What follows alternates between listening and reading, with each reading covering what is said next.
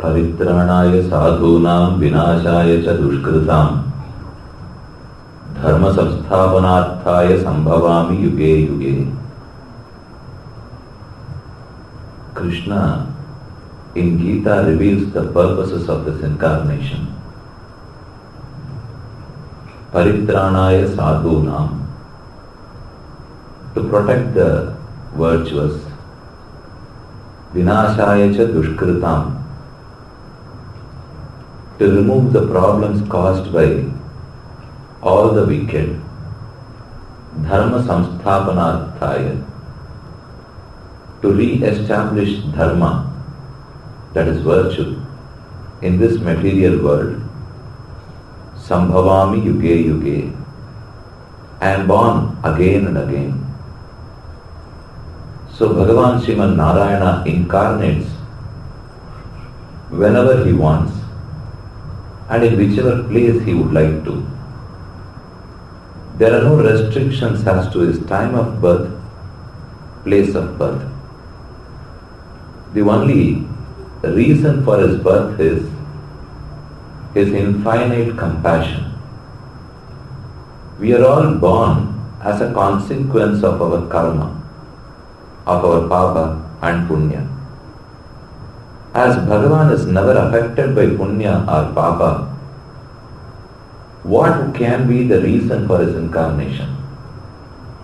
He need not incarnate and spend his papa.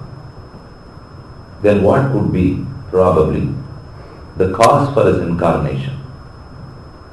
It is his own wish and mercy that he incarnates in this world.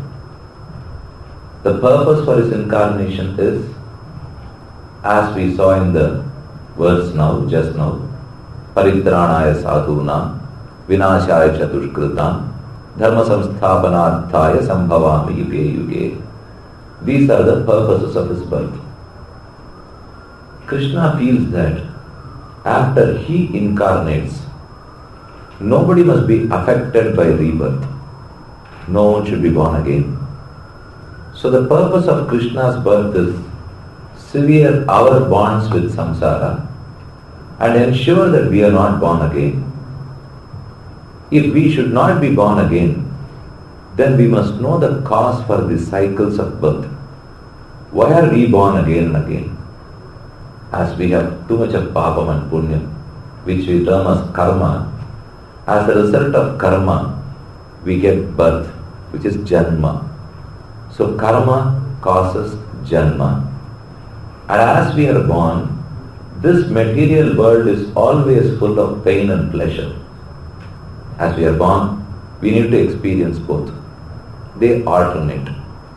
As we experience, we exhaust the papam and punyam with which we were born. If you are feeling so happy, if you enjoy life, if everything that is good happens to you, that means you are exhausting your punya karmas. If you don't enjoy, you feel pain, whatever you have experienced is only sorrow and misery in this world, that would mean that you are exhausting your papa karmas. Now think for a while and let me know whether you would like to enjoy or you would like to feel pain and sorrow. The more you are sorrow, you are into it, the more you experience misery, that would mean the more you are exhausting your papams. In which case we would have a doubt. All our papams and punyam should one day be exhausted. So naturally, in a natural course, will I not reach Vaikuntham on some day or the other? I have 100 papams. I exhausted many in this birth. I take 10 more births. I exhaust all the 100. Will I reach? Is it a natural course? It is not so. The reason being, when I am born and exhausting this papa and punya, unfortunately, to lead a life I need to act. So I do so many other things. When I do anything, when I act, if that act is as prescribed in the Shastra, that would add to my punyam. If those actions are not as prescribed in the Shastra, that would only increase my papam. So we come here to spend our papam and punyam. If you spend 10, we accumulate 12 more. So never we are going to be released from this bonds. Then how do we do that? Why can't Shastra help us to do that? Why can't Bhagavan himself help us to do that? He would do. Krishna in Gita says that Swadrisham Cheshtate Swasyaha Prakriter Jnanavanati. Even an Atma Jnani, who is a revelated soul, who is a well-informed soul, he knows even to practice Jnana Yoga. Even he is not spared of the problems of this material world. He will also have to experience the problems. Why so? Why can't Bhagavan correct him? Or why can't the Shastras correct him? Bhagavan gives a beautiful example to this. I am being just washed away by floods, by flash floods. However, there was a board that was announcing, you are prone to flash floods here, beware. There was a board. Just because there is a board, can it be saved? Board would not save me. The board can only announce. The board can only inform me. The board can never save me. Similarly, the Shastras are all boards. They cannot save you. They can inform you that there is a pitfall there, there is a pothole there, you are prone to problems, this is an accident-prone area. The boards can inform you, Shastram can similarly inform you. But Shastram cannot come to your rescue. Then what can one do? If I am being washed away, looking at the board is not going to save me. The board cannot save, but a board can save. Board is not this board.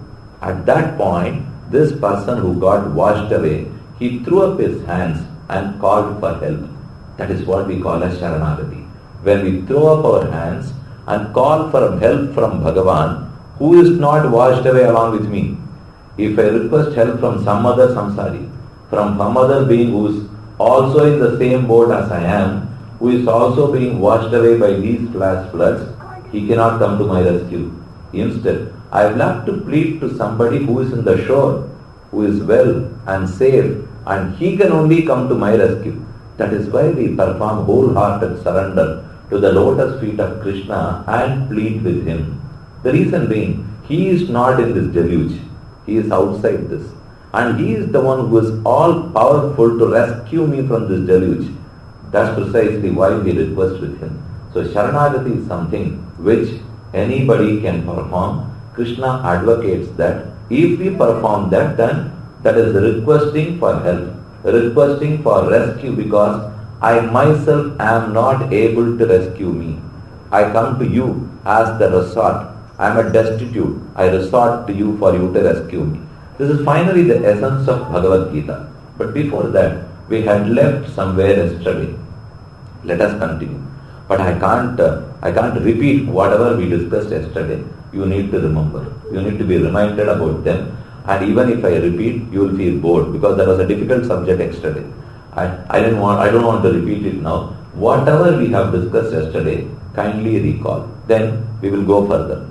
We now understood that we are in this Prakriti. We are bonded inside this Sharira. As the Sharira is full of Sattvam, Rajas and Tamas, my Manas is either predominantly Sattvika, Rajasa, Tamasa. When the Dharma Bhuta Jnana passes through the mind, it picks Sattvika, Rajasa or Tamasa qualities and passes through the gates of the five Indriyas and finally comes in contact with the objects of pleasure. So I need to repair my mind. How to do that is what we were discussing yesterday. There are some positive actions with us. There are some negative vibrations in us. That which caters and improves, develops positive actions is a different set. That which is going to dispel, which is going to remove the negative impact is different. We have a lot of negative impacts, effects. We need to remove them. They are obstacles in our path of spiritual progress. We need to remove them. At the same time, simultaneously, we also know to progress in our path. We know that when there is a plant, there is a plantation, a farmer who was cultivating, he sowed a seed and that started to grow. Unfortunately, you will find some weeds that grow along with the proper plant which obstruct the growth of the plant. For the plant to grow, you need to water and you need to maybe spray pesticides, you need to give urea, so many things are required for that. That's for development. At the same time, you need to cut, you need to remove the weeds also. You need to ensure that insects or any other swarm doesn't affect the plantation. So there are two things to it. One is the positive growth of the plant, and the other is to remove the obstacles. So we also have to. We need to positively improve on our sattva guna and improve on our path of progress. This is one side. And we have all these karmas that pull our legs down. That is our negative problem. So by something we need to remove the karmas, and by some other thing we need to be positive. We need to be improving, progressing. Can one not serve both the purposes? I have a machine which can do both. That doesn't happen here. You need to have two machines, and those two are, one is how to improve sattva guna, how to progress. Two is how to clear all the negative vibrations of my karma. There are two ways to it. Yesterday we started discussing about that. To improve on sattva guna, there are two important actions which we need to do. One is ahara niyama. This is a practice we need to follow. That improves your sattva guna. Not only that, to improve on sattva guna, we need to keep on looking at objects that are full of sattva guna, listening to things that are full of sattva guna, eat anything that is full of sattva guna, touch all that is of sattva guna, smell things that is of sattva guna, taste only that. So if you are focused, all your sensual organs are focused on objects that are full of sattva guna, slowly you would imbibe. There is no other go. You need to get imbibed. Second thing is one ahara niyama, which is a separate subject. So these two we would discuss, which would help us progress spiritually, develop on our sattva guna. At the same time, how do I not get bonded by rajoguna and tamoguna? How do I remove my negative vibes? One, Krishna preaches karma yoga. You keep doing your varnashrama dharma. That in fact clears all the weeds. That removes the obstacles. So karma yoga removes the obstacles in the path of spiritual progress. At the same time, do something to develop on your sattva guna. What to do? Let's deal with them in detail. One is ahara niyama. The other is control of your sensual organs. Kindly recall the problems which we listed yesterday. The first problem was materialism versus spirituality. How do I decide? How do I strike a balance? Why am I more inclined toward materialism than spirituality? The reason was that I do not understand the reality rightly. I was laden with Jivatma abhimana. If I think that I am this deha, I am this body, then naturally I would do anything to please my body. I would do anything to comfort my body. But the priorities are not set rightly here. There are three basic realities which we call as THATH THWAM ASI. THATH THWAMs are Achit, Chit and Ishvara. Achit is the insentient. Chit is the sentient. Ishvara is the controller of both sentient and insentient. Vedas, Vedanta, they say that Bhokta, Bhogyam, Preritarancha Matva, Ksharam Pradhanam, Amritaksharam Haraha, Ksharatmana Ishate Devayekaha. Let me explain this verse to you. Ksharam Pradhanam, Amritaksharam Haraha, Ksharatmano Ishate Devayekaha. Pradhanam, that which you are able to see throughout this universe, whichever is visible, whichever is you are able to see or touch or smell or taste, everything is Achit Tattva, Ksharam Pradhanam, and they are almost found everywhere. Amrita Ksharam Haraha. But that which is not visible, that which is not hearable, that which is not touchable, that which is not to be smelled is the Atman, which is behind every Achit Tattva. The Atman, the sentient, is found in every non-sentient object. It is found behind every non-insentient object. So Chit, which is full of knowledge, is inside every insentient object. I'll give an example. There is a Chit, Jivatma, which is me, inside this body. There is a Jivatma inside this mic. There is a Jivatma inside this carpet. There is a Jivatma in you, and many. You will wonder now, I thought there is a Jivatma only inside body. Is there a Jivatma inside every non-sentient thing? Why do you differentiate between this microphone and this body? You need not at all. As this is insentient, this is also insentient. Atma resides in this. Atma resides in this. But there is a difference. The difference is not between this body and the microphone, but the difference is in the Atman. The Atmans differ in their level of knowledge. An Atman's knowledge may be 0%, 10, 20, 30, 40, 80, 90 and 100. Take a scale of that.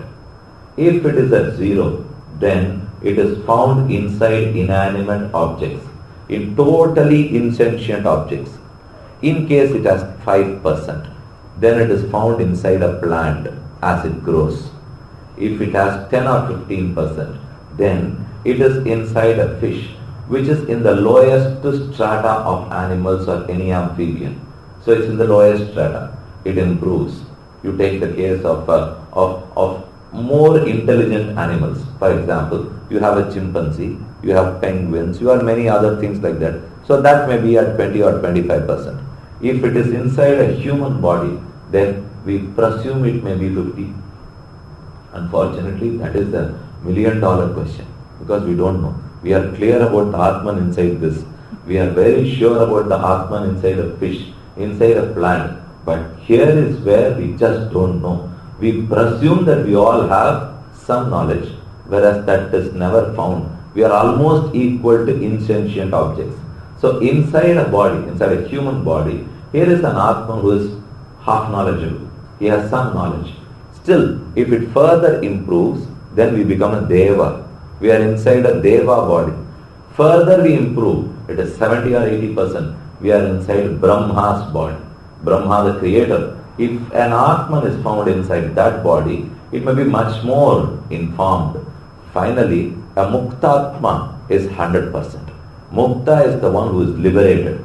Nitya is the one who is ever liberated. He remains always at Vaikuntha. A Muktatma is one who was bonded here. Now with the help of Bhagavan he has reached. He has got liberated. So all the ever liberated and liberated souls are equal in their knowledge, in their wisdom to Paramatma himself. That's very important point. So we are equal. We are equal in 8 auspicious attributes.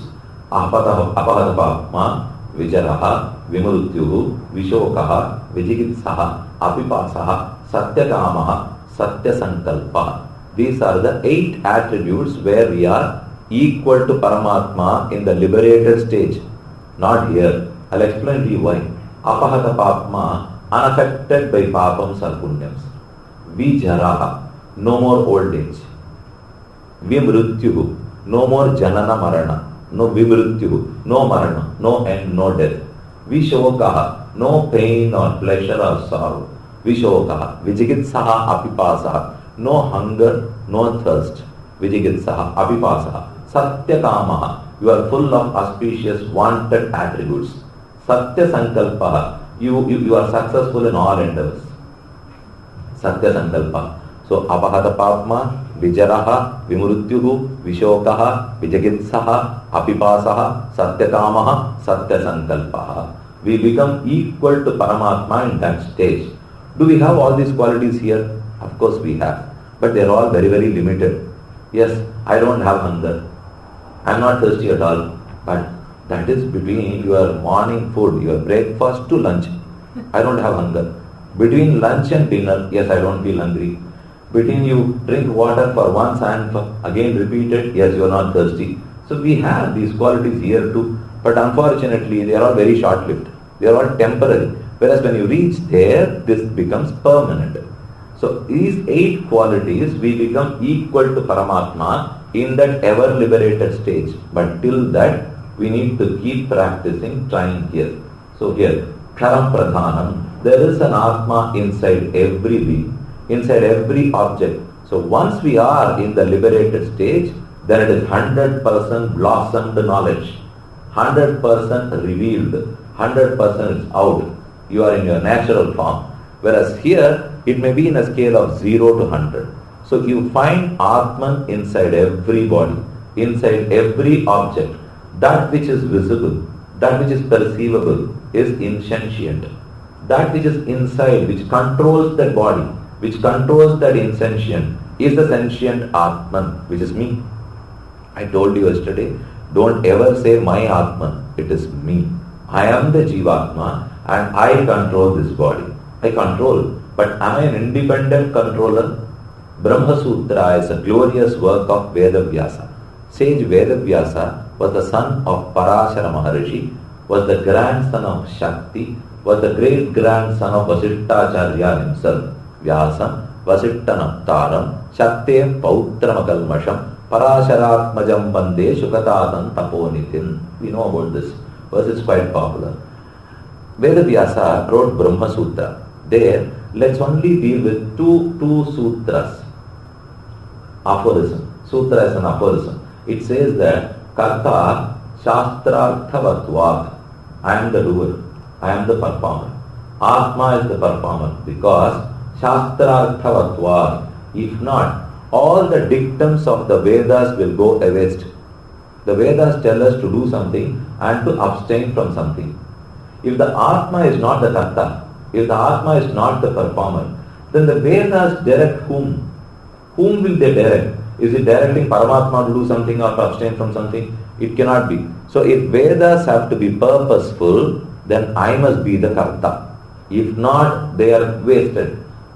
Instead, if I agree that I am the Karta, but the whole of Gita Krishna says, meditate that you are not the Karta.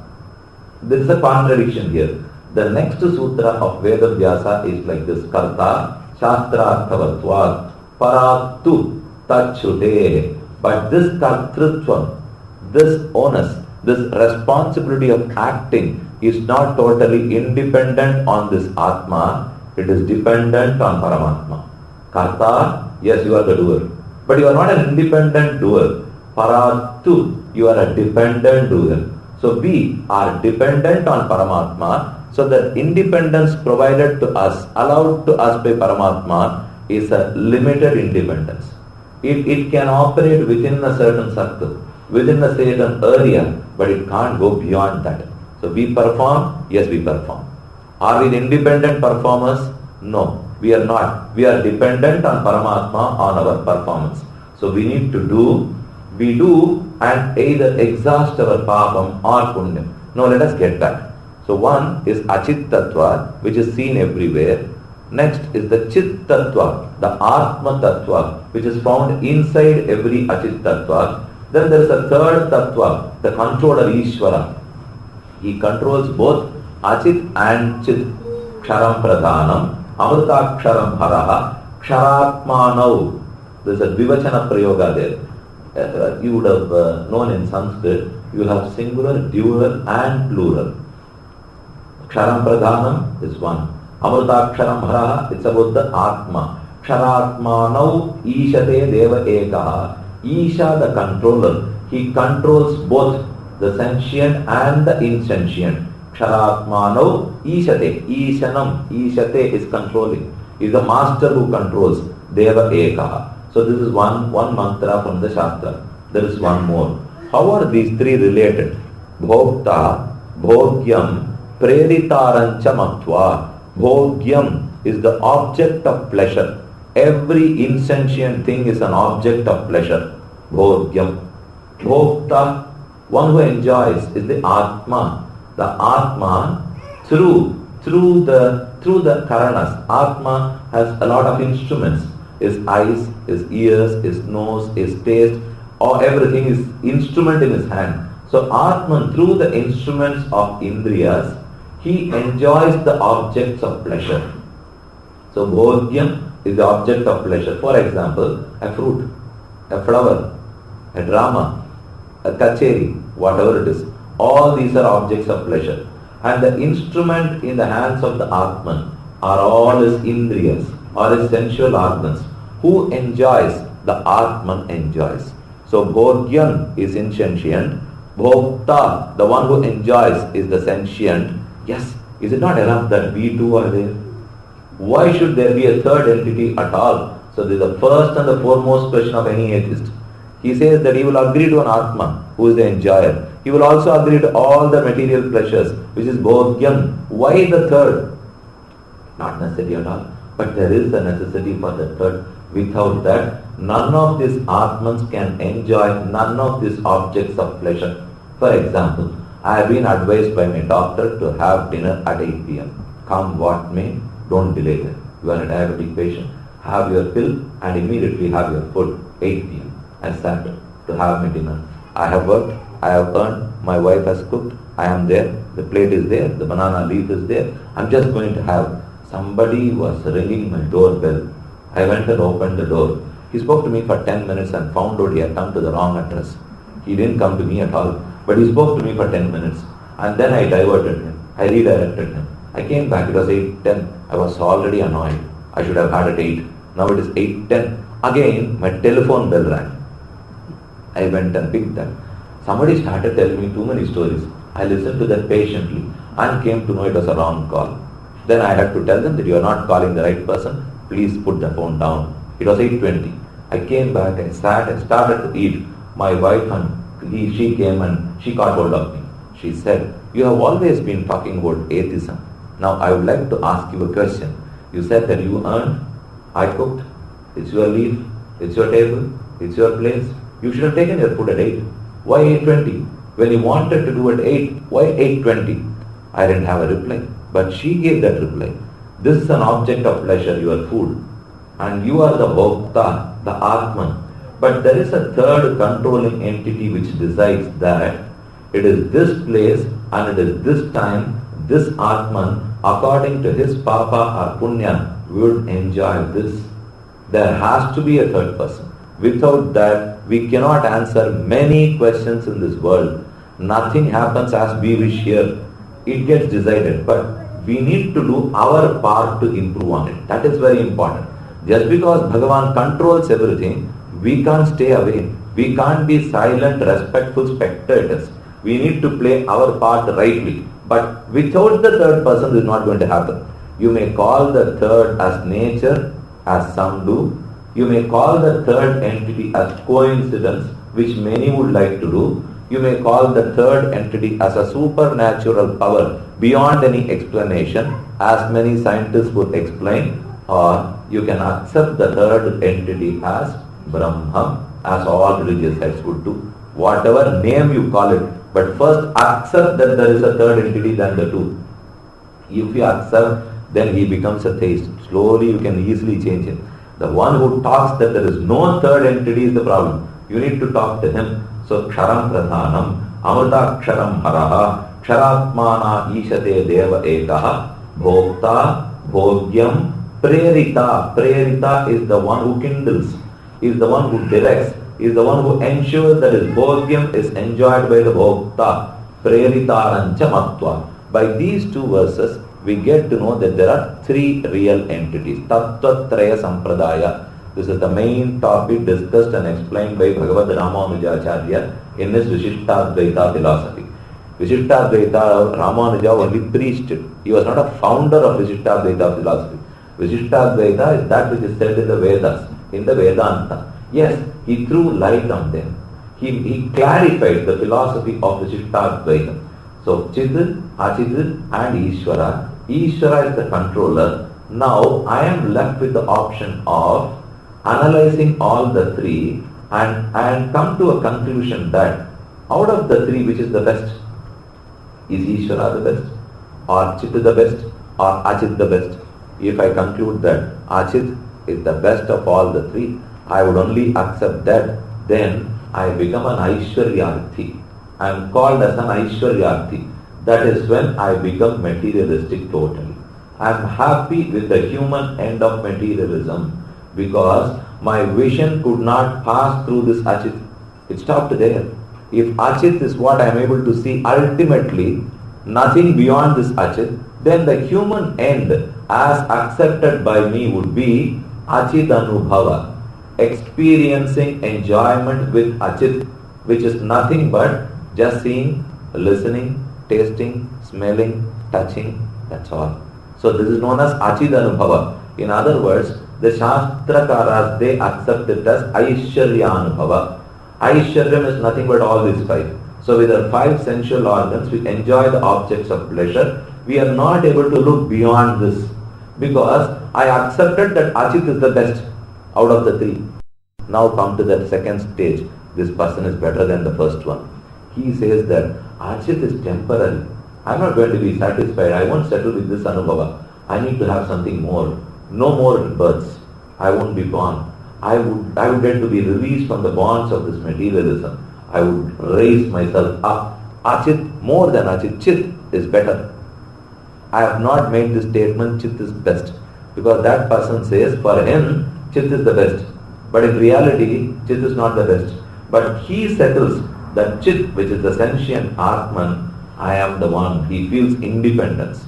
He feels that I have a free will. I need to enjoy myself. So, one who employs in his own enjoyment is a Chidin Anubhava, Chid Anubhava, Atma Anubhava, which is condemned by all heads, by all the philosophers as Kaivalya Anubhava. Kaivalyam is nothing but Kevala. Kevala is so mean. It is such a low human end. So if one employs in his own enjoyment, that is Kaivalya Anubhava. You know where it happens?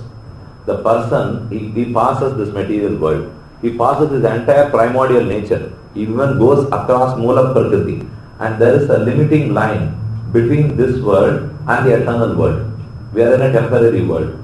The line is Viraja Nadi. There is a big river that flows between us and Shivaikuntha. Our friend, the Kaivalyathi, he passed this whole Prakriti. He even went across Viraja Nadi, but instead of entering Vaikuntha, he chose his own secluded place. He was there enjoying himself. Forever he enjoys himself. Not with a body. He is an Ashariri. He never has a body because he didn't want to have one. He will not have this body. He would renounce this. Neither he will enter Vaikuntham and be blessed with a divine body. He does not enter Vaikuntham. He is neither in this material world. He passes and he chooses a secluded place and enjoys himself. He is known as Kaivalyathi. Here is the second category of person. The third category is one who believes that Ishvara is the best. The controller of Chit and Achit, who is Ishvara, he is the best of all the three. So what would be his end? What would be his objective? To attain that Ishvara and be in eternal bliss with him. That is known as Bhagavad Anubhava. So there are three basic realities, three tattvams. As you accept or as you realize whichever tattvam is the best, so would be your end. So would be your liking for enjoyment. Either it is Aishwarya Anubhava or Kaivalya Anubhava or Bhagavad Anubhava. Now tell me, from yesterday we have been discussing about this. Why materialism and why not spirituality? The reason behind this, we have settled for Achit. That's the sole problem. If my vision does not go beyond Achit, then I become an Aishwaryathi. I become an Achidanubhava person. Instead, I start thinking, I am well informed about the glories of the Atman. Further, I am informed that this Atman is controlled by Paramatma. Only then I will want to improve myself. Only then I will elevate myself. So the question here is, are you informed about Paramatma or not? Do you know the flaws, the blames, the problems attached with Achitanubhava? If you know that, you will abstain from that. If you do not know, if you are not informed at all, I had a black and white TV earlier days. In 1970 or 71, it was all black and white TV at home. I was watching.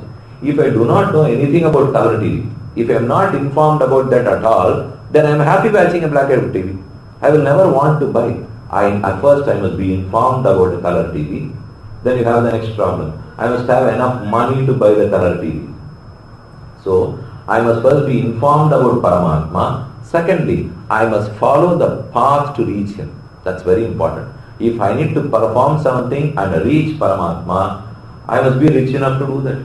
If I didn't have that much money to buy a color TV, I cannot. For that, don't just settle without being informed at all.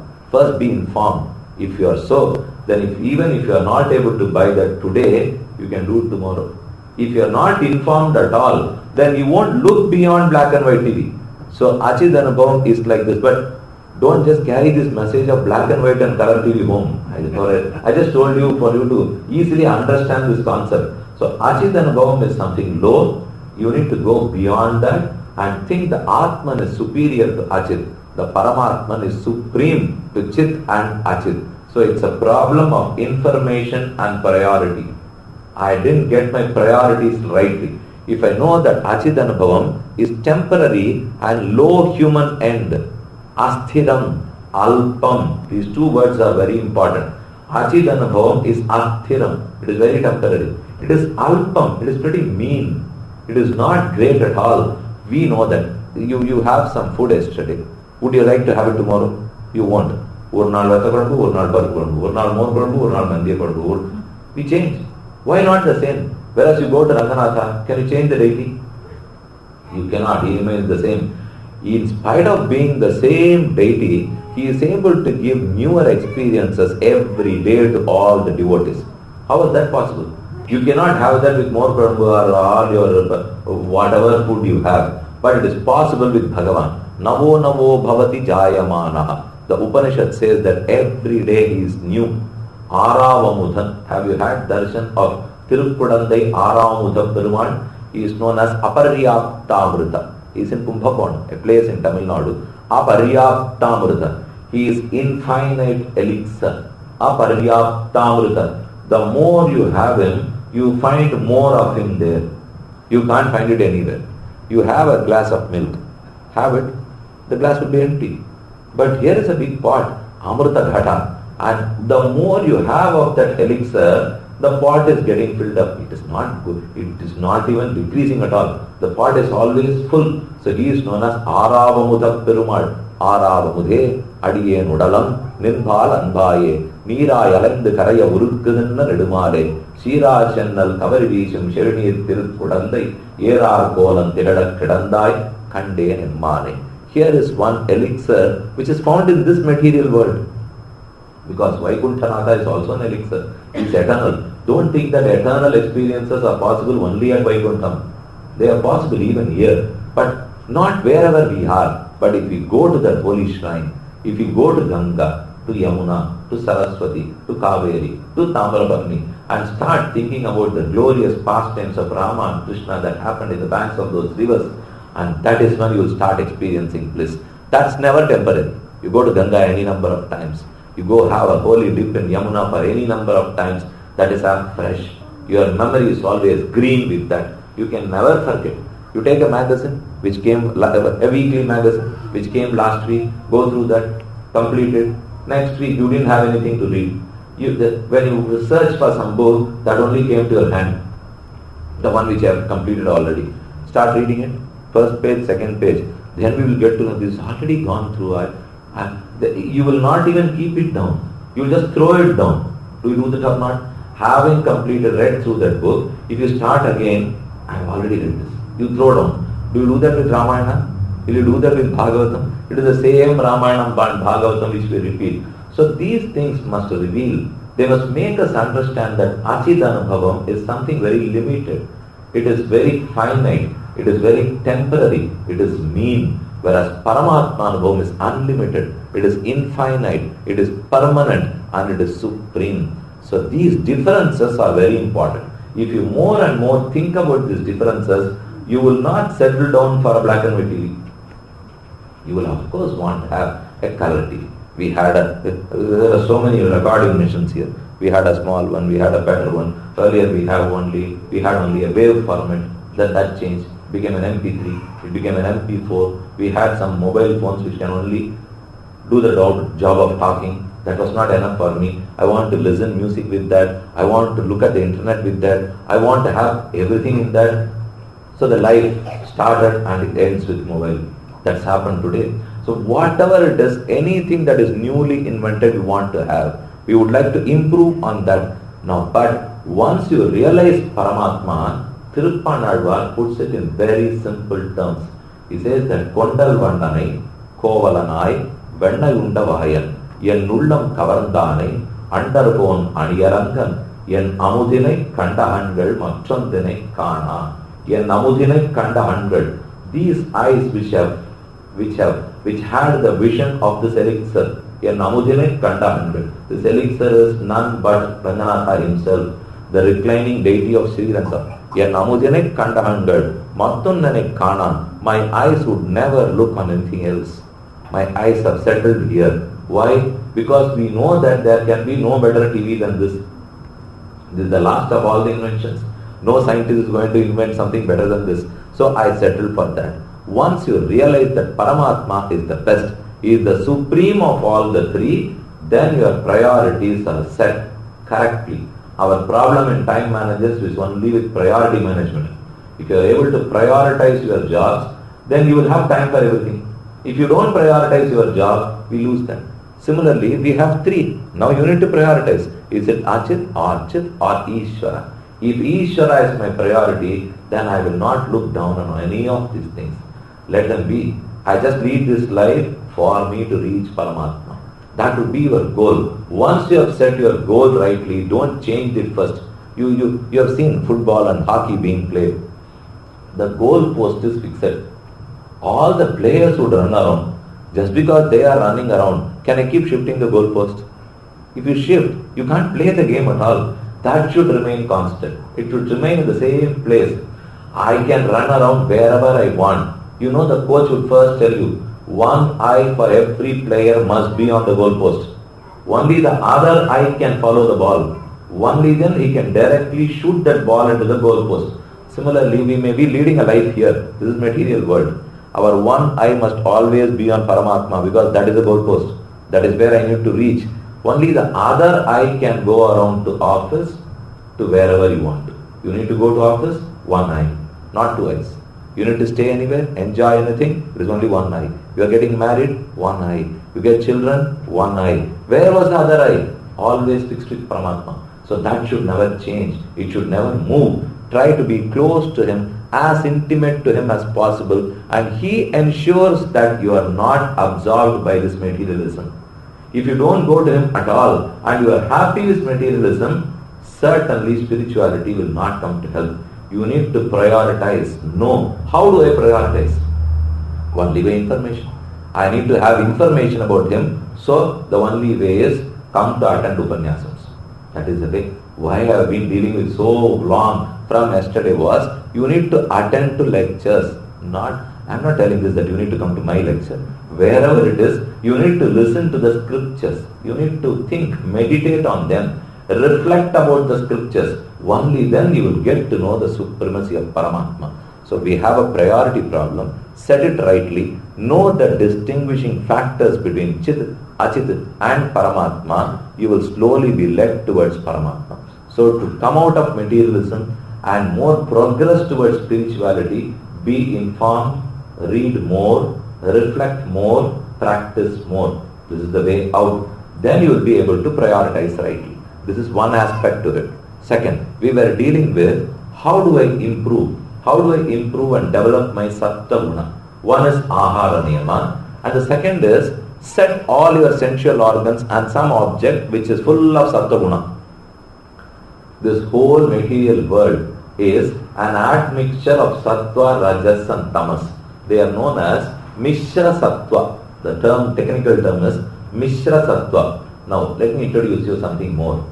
These Atmans are divided into two. I told you yesterday. Baddhatma, Muktatma and Nityatma. Baddhatma, the bonded souls. Mukta, the liberated. Nitya, the ever liberated. Baddha, Mukta, Nitya. Similarly, the insentient is also classified as three. There are three categories of insentience. One, Mishra Sattva. Two, Shuddha Sattva. Three, Kala Tattva. Kala Tattva is the concept of time. That is insentient. Shuddha Sattva is exclusive Sattva Guna. It is not a mixture of Sattvam, Rajas and Tamas. So Mishra Sattva is a mixture of all the three modes of primordial nature. But Shuddha Sattva is exclusive Sattva. Where do you find all these three? You find time, the concept of time here. And I have definitely realized it here. When I landed here, time totally changed.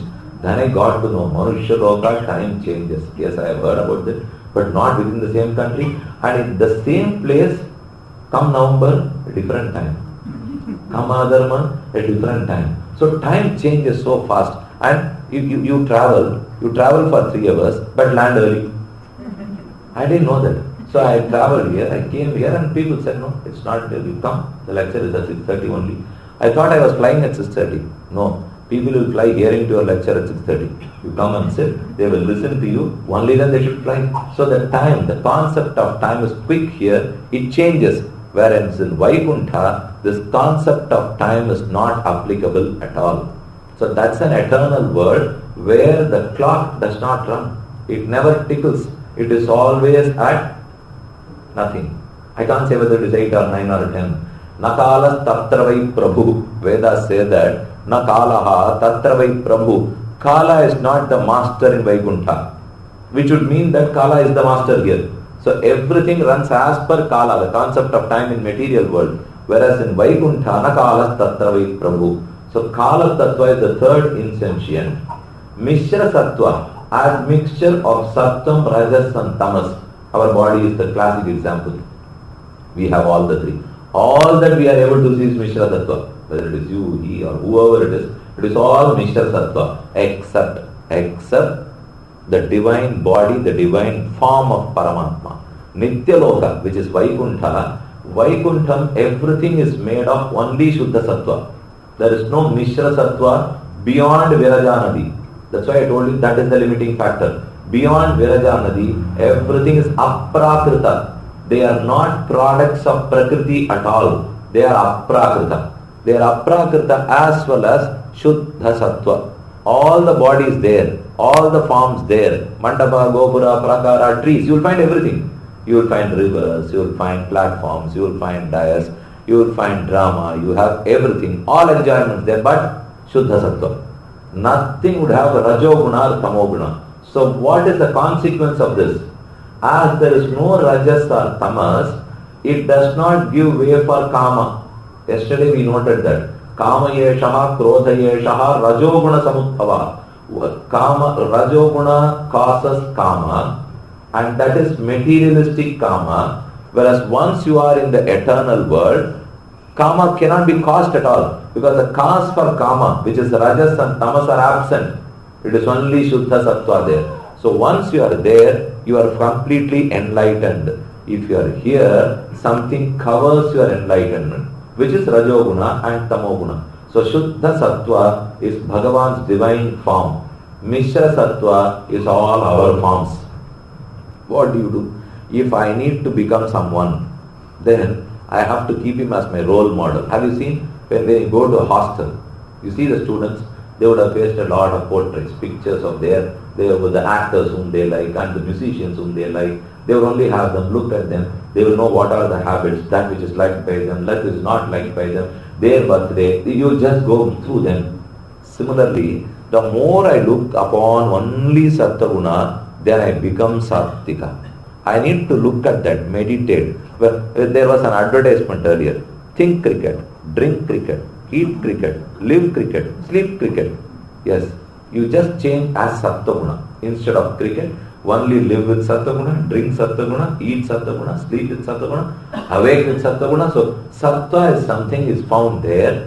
What do I do for Sattva-guna here? If I need to look at something that is full of Sattvic quality and not a mixture of Rajasic and Tamasic qualities, do I have any such object in this material world? Yes, when you go to the holy shrines, the divine form of Bhagavan is Shuddha Sattva only. It is not made of Mishra Sattva. That is precisely the reason why we promote deity worship. We go to a deity, the form of the deity may be of Panchaloha. He might have been made of Panchaloha, or Swarna, or Rajata, maybe of silver, maybe of gold, or anything, of stone or daru, but yet that once it is consecrated through agamic mantras, then it has that power of Shuddha Sattva. So when I go to a temple and set my sensual organs on that deity, I get absorbed by that. I am no more affected by Rajoguna and Tamoguna, but till I am there. That is where we have trouble. Even as long as I look to that deity, I am happy. When I come out, I am again into all my problems. You are here, you will be listening ardently. you will feel that you are all elated, you are elevated. But once you are back out, then you have problem. You cross this door, you will have trouble. எல்லாம் புரிஞ்சாமல் இருக்குது, வெளியில் வரைச்சே ஒன்றும் புரியல. அங்கே உட்காந்துருந்தேன். I thought that I understood everything, but I am out. Nothing comes to my mind. So when you are here or when you are before Bhagavan, then everything, you are able to understand everything. That is why we say that to spend as much as time as possible in satsanga. Satsanga is company of noble souls, company of good ones, of virtuous people. The more you are with them, you talk only about Bhagavan. The more you talk about them, then that is not rajasic or tamasic quality. It is sattvic quality. So it is the upbringing that is very, very important. If you bring up your child in those circumstances, in that ambience, in that surrounding, then we become a sattvika. Jayamanam ki purusham yam pasyet madhusudanaha sattvika sadu vigneyaha savai mokshartha chintakaha. Only a sattvika person wants to reach moksha. A rajasa or a tamasa person does not want to. So what do we do here to improve our sattvic quality, to control our sensual organs? The best way is to refocus them, to rechannelize them on the deity, on the divine form of Bhagavan. Krishna himself spells that out in Bhagavad Gita. Mai sarvani karmani sanyasya adhyatma chetasa nirashihi nirmamo bhutva yudhyasva vigadajvara. Oh Arjuna, I am so close to you. If you don't progress, then none will. If Arjuna is so close to him, every day he looks at Krishna, he prostrates to him, he touches him, he feels him.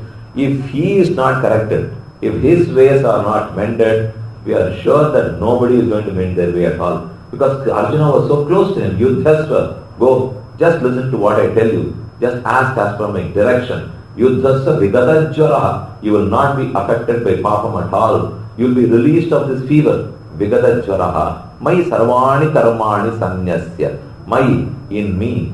Sarvani karmani sanyasya. Offer all your actions to me. Surrender them to me. Yudhyasva vigadajvaraha. Be released, be cured of your fever, of this papa. Mai sarvani karmani sanyasya adhyatma chetasa. With your mind that is focused on me. So your mind, your speech, your tongue and all your objects, all your sensual organs must be focused on Bhagavan. And in Tiruppavi says that Vayinal Padi, Manathinal Sindhikka, Thumalar Thuvit Toluthu. Now let us just relate it to the simple sweet verses of Alvars. This is a difficult, lofty, logical statement by Krishna. Let it remain there. Because we don't understand that much. Instead, we can understand the simple, sweet statements of Alvars.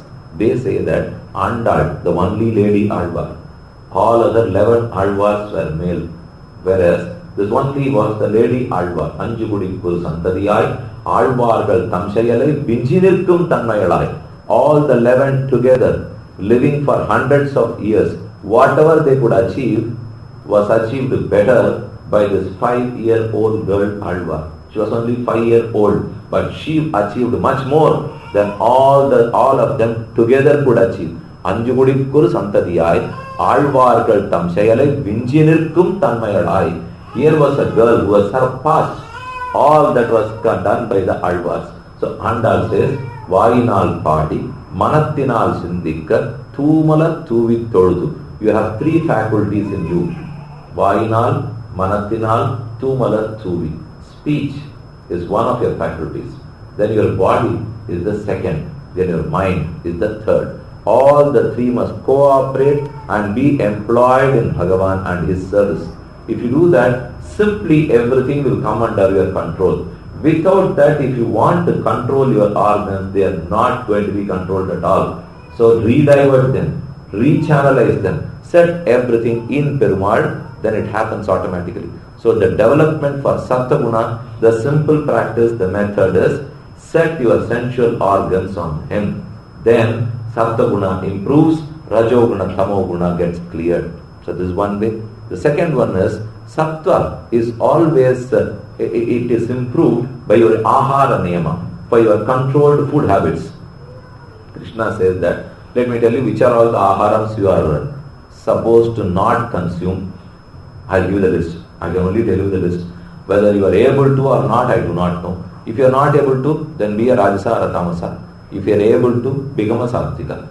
Rajasahara, Khadu, Amla, Atyushna, Tikshna, Ruksha Vidagina, Aharaha, Rajasasya. Nothing should be too much.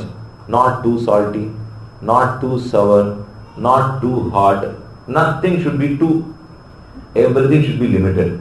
You have it with a limit, it is accepted. And it should not be too warm. It should not be too cold. Atyushna, Lavana, Tikshna, Ruksha Vidagina. It must stay in your body and do good to your health. You don't consume any junk food which is just temporarily, it is so tasty. Anything that is very tasty is not for your health. It's a simple statement now. If it is too tasty, it's not good for your health.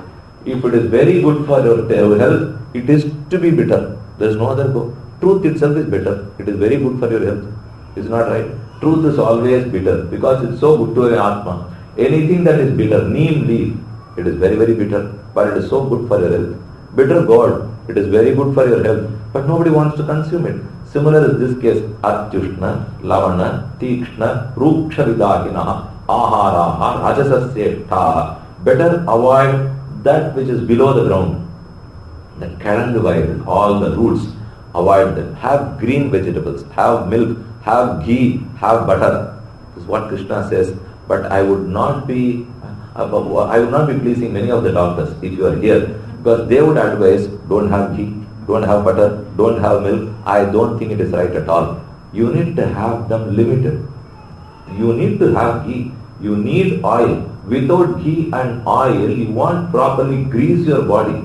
We find problems with everyone from your low back to your neck. I don't find anybody who does not complain about this. They all give numbers, L1, L2, L3, L4. There are so many numbers there. So you are not able to sit at all. Many are able to be comfortably seated in a chair. In Madras, even if it's a discourse in Srirangam, you have chairs, you will find many people. No chairs, only 10.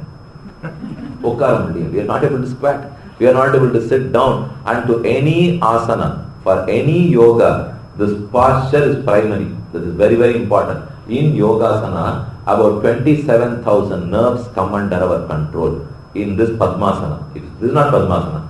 Whatever we are sitting is just an asana.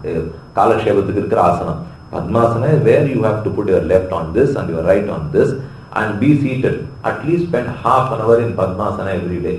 When you read through the holy scriptures, if you are in Padmasana, you will understand them better. You will quickly grasp. Whereas if you don't sit in a chair and ever read this, that's not going to come to your mind at all.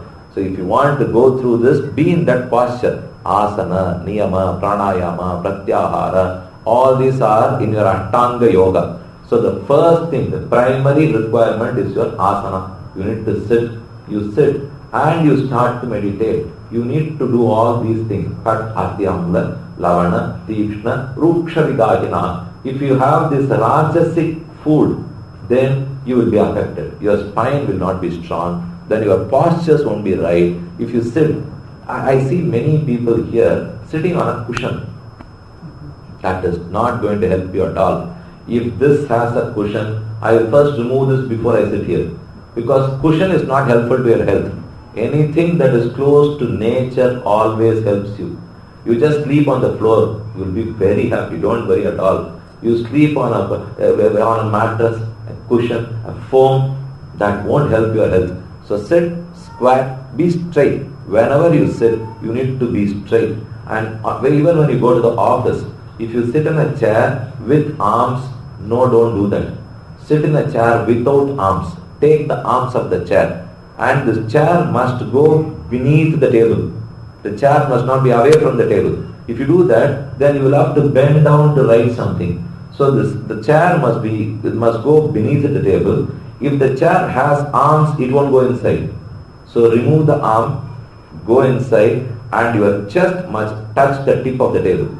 If you sit like that, for many years you won't have trouble. So your posture is very, very important when you, for whatever it is, whether it's you work in an office or you for a lecture, wherever you sit, your posture is important. And not to affect this, your food control is very important. First, you must not consume anything outside. Are you going to listen to that?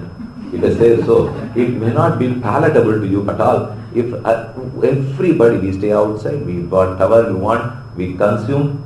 That one ahara niyamam na another undu. What they say is paranna niyamam, ahara niyamam. We will not consume anything cooked by others. Not because I discriminate or not because I look down at them. Not that. I don't know what food they have cooked. Whether that has been offered to Perumal, I do not know. Whether it was cooked with the Rajasic quality or Tamasic quality or Sattvika nature, I don't know. Whether he was a person who was a Vaishnava or not, I don't know. In which case, how can I have? I am not discriminating him. Let him be a Brahmana, Vaishya, anybody he wants to be. But I will not touch that. The only simple reason is, I would not like to get my Sattvika guna affected. I am worried about me. I may not be worried about the social movement. That is not what bothers me at all. People would say, if I don't have food and others, then my relatives would complain, my friends would complain. He is not able to keep company. This is what I would be complaining. I would not have the company of the Lord if I do all those things. That company is more important to me. Again a priority problem.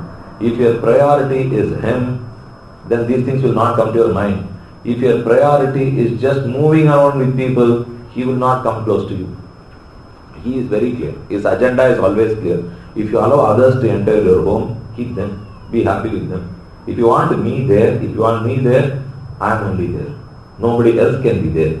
So this mind is his home. This mind is his residence. In this mind, if he resides, he will not allow others to enter. If others are there, he would not enter. There is a simple way to vacate these people. If you let out your home for 10-12 years, in India there is a rule, unwritten rule now, then it belongs to the tenant. You cannot claim that home anymore. Similarly, if you allow all these vices, all these material pleasures to reside in your mind, Bhagavan will not enter. How to vacate them? I have been wondering for long. How to vacate all these people? There are some people there in India. If you go to them and submit this case, they don't run courts. They are not policemen. But they are somebody. But they are all powerful. You go and plead with them. They take some money and they ensure that these people are vacated. Then no court, no jail, nothing. They are vacated. They are vacated either from your home or from this universal home. You don't know from where they will get vacated. But they are vacated. Similarly, I too have a friend of mine who is all powerful than them. These people are unauthorized. But I have a friend who is authorized to do that, and that is God. You go to Him and leave the case to Him. Submit the case to Him. Tell Him that I have tenanted, I have rented out this for long. I don't know how to vacate these people. Why don't you help me vacating them? Within minutes He will vacate them. And He will ensure nobody comes inside the home after that. But I must believe in Him. That is the only thing He wants. You believe in Him and submit this case to Him. He would vacate everybody and take possession of the house. And this is something we have been wanting for. We have been requesting that to happen. So once it happens, we are also happy. So Rajasa, the Rajasic foods are, they are Kadu, Ambla, Atyushna, Tikshna, Ruksha Vidaginaha, Aharaha, Rajasasya. Now let me list the Tamasic Aharas. He says, Yadayamam, Gatarasam, Puti, Paryushitam, Uchittancha, Amedhyam, Aharaha, Tamasasya. These are the lists of tamasic foods. Yatayamam. If something is cooked and 1 hour passes by, it's not to be consumed. First, no Frigidaire company can survive. We keep everything not for an hour, for days together, for months together. There are freezers and deep freezers which can preserve food for months together. I visited a home. I have seen people asking whether you want sharchumadu or parambu, or we have everything in home because we have a fridge, we have stored everything. But that person asked me, do you want vata parambu, more parambu or parambu? I wondered, how was that possible? Pona varam maamiyar vandirundha, avonu vechittu pona, pona varam amma vandirundha, avonu vechittu pona, atta vandirundha, pona maasam, avonu vechittu pona, he had all parambus possible. So these are just not there. So Krishna says, if you cook something, consume them immediately. You can't store and consume. Yatayamam. Gata rasam. There where in which food the natural taste is lost. Gata rasam. You must not add any artificial flavor to it. Nothing should be added. Gata rasam. Puti, that which is smelly, that which has a foul smell. Puti, paryushitam. Paryushitam is that which is damaged, spoiled. Ushipochandramudin. That is paryushitam. Paryushitam yad aharaha tamasasyettaha. Yatayamam, gatayatam, gatarasam, puti, paryushitam, uchishtam. The leftover after someone had food. We must not touch that food. Except, there are exceptions in this. If you have food and give me the balance, I will not have.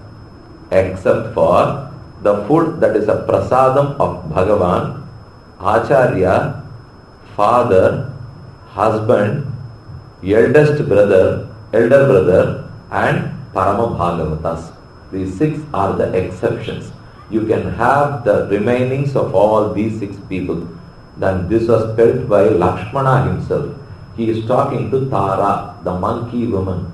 And Tara asked Lakshmana, you have been standing at the doorstep for Kishkinda for 10 minutes now.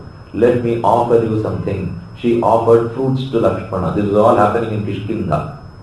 When Lakshmana came to remind Sugriva that you have forgotten to go in search of Sita, now I have come to remind you, if you come now, you will be left.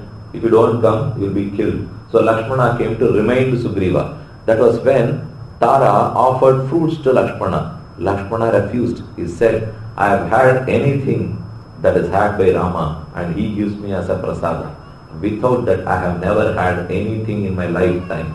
Paramannungiya yechileyan achineyan nachileyan agil nai unda michale adu. நான் பரமன் சாப்பிட்ட மிச்சத்தை மட்டும்தான் இது வரைக்கும் சாப்பிட்டிருக்கேன். அது தவிர எதையாவது சாப்பிட்டேன் என்றால் அது நாய் உண்ட மிச்சலாக எச்சிலாக இருக்குமே தவிர அது நான் உண்ணும் ஷோராக ஒரு நாளும் இராது அப்படின்னு லக்ஷ்மணன் தாரனிடத்தில் சொல்லுகிறார். So whatever we consume must be his prasada.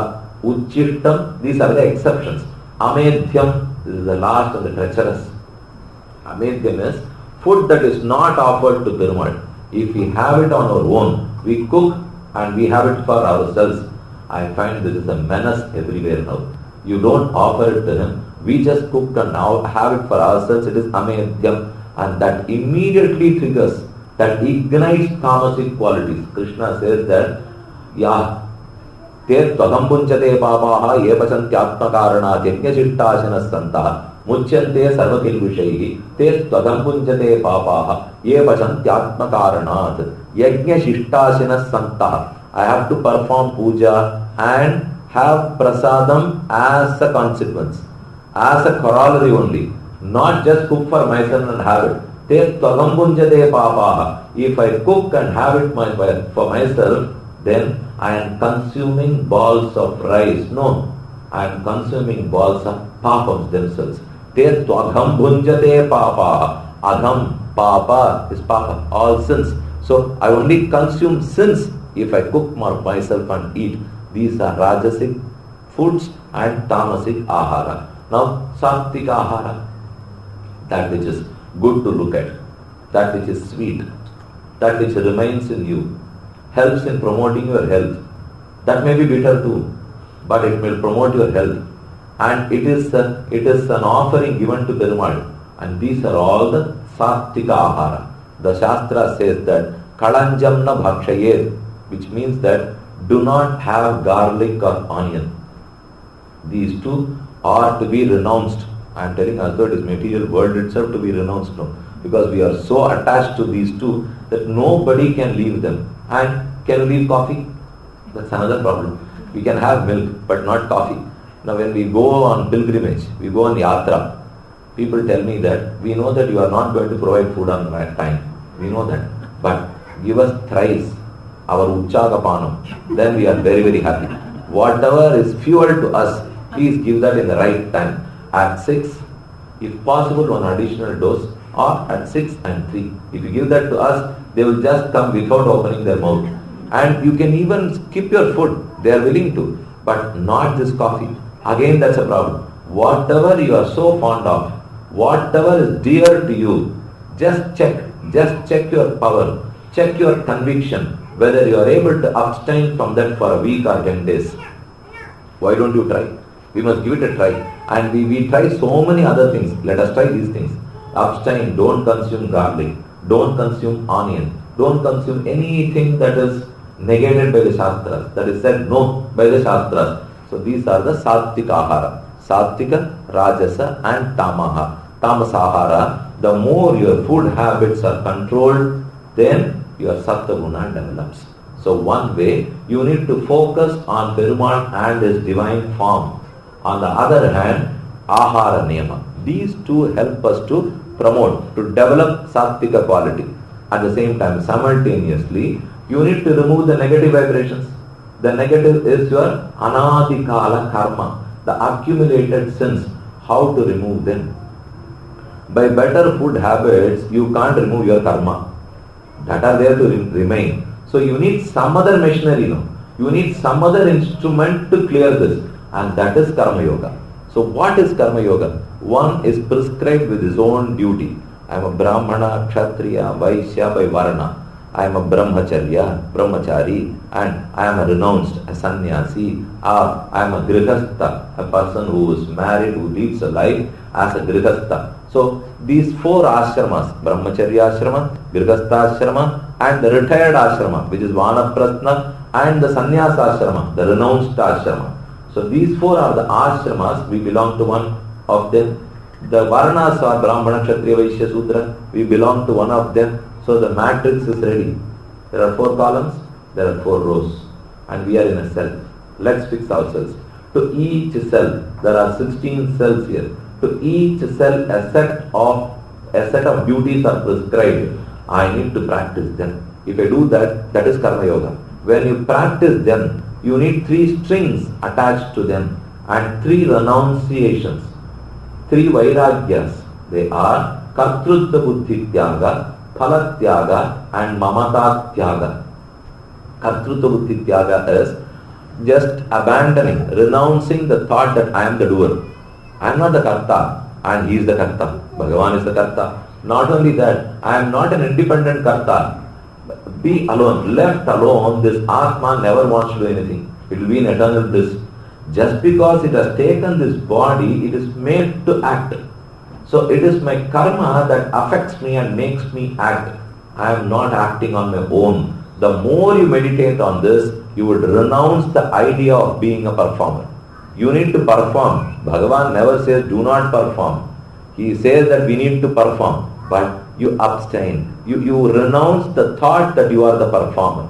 If I renounce that, then automatically I would not be affected by my karma. That's more important. Then can I say so? I slapped you on your face and say that I did not. I slapped you, but I meditated that I never slapped you. Will I be punished with the karma or not? I will of course be. So again, you just add one more to that. Whatever actions you do must be as per the cell you belong to. There were 16 cells. We belong to a particular cell. There is a set of prescription for that cell. Act according to that. There, slapping is not specified, stealing is not specified, lying is not specified, so you can't. Obviously you can't. The set of prescriptions are clear. You need to act according to them. Even while acting your prescribed actions, even while practicing your prescribed actions, you must think that you are not the performer. So Krishna never says, you do something not for you and meditate that you are not the performer. Krishna says, oh Arjuna, to fight is your Varna Dharma. Fight. But think that you are not the fighter. To recite the Vedas is your Brahmana Varna Dharma. Recite. But thinking that I recited is not. You think that I did not recite. I am not the Karta. So you need to do what you are asked to do, what you have been prescribed to do, and even while doing that, think that you are not the doer. Only then you will neither get papa or punya. You can distance yourself from the effect of punyam and papa. This is kartrutva buddhi tyaga, renouncing the kartrutva buddhi. Second, phala tyaga. I will not do anything for low human ends. Phalam is the fruit. And fruit can be what? We have already discussed. Aishwaryam, Kaivalyam, Bhagavallabham.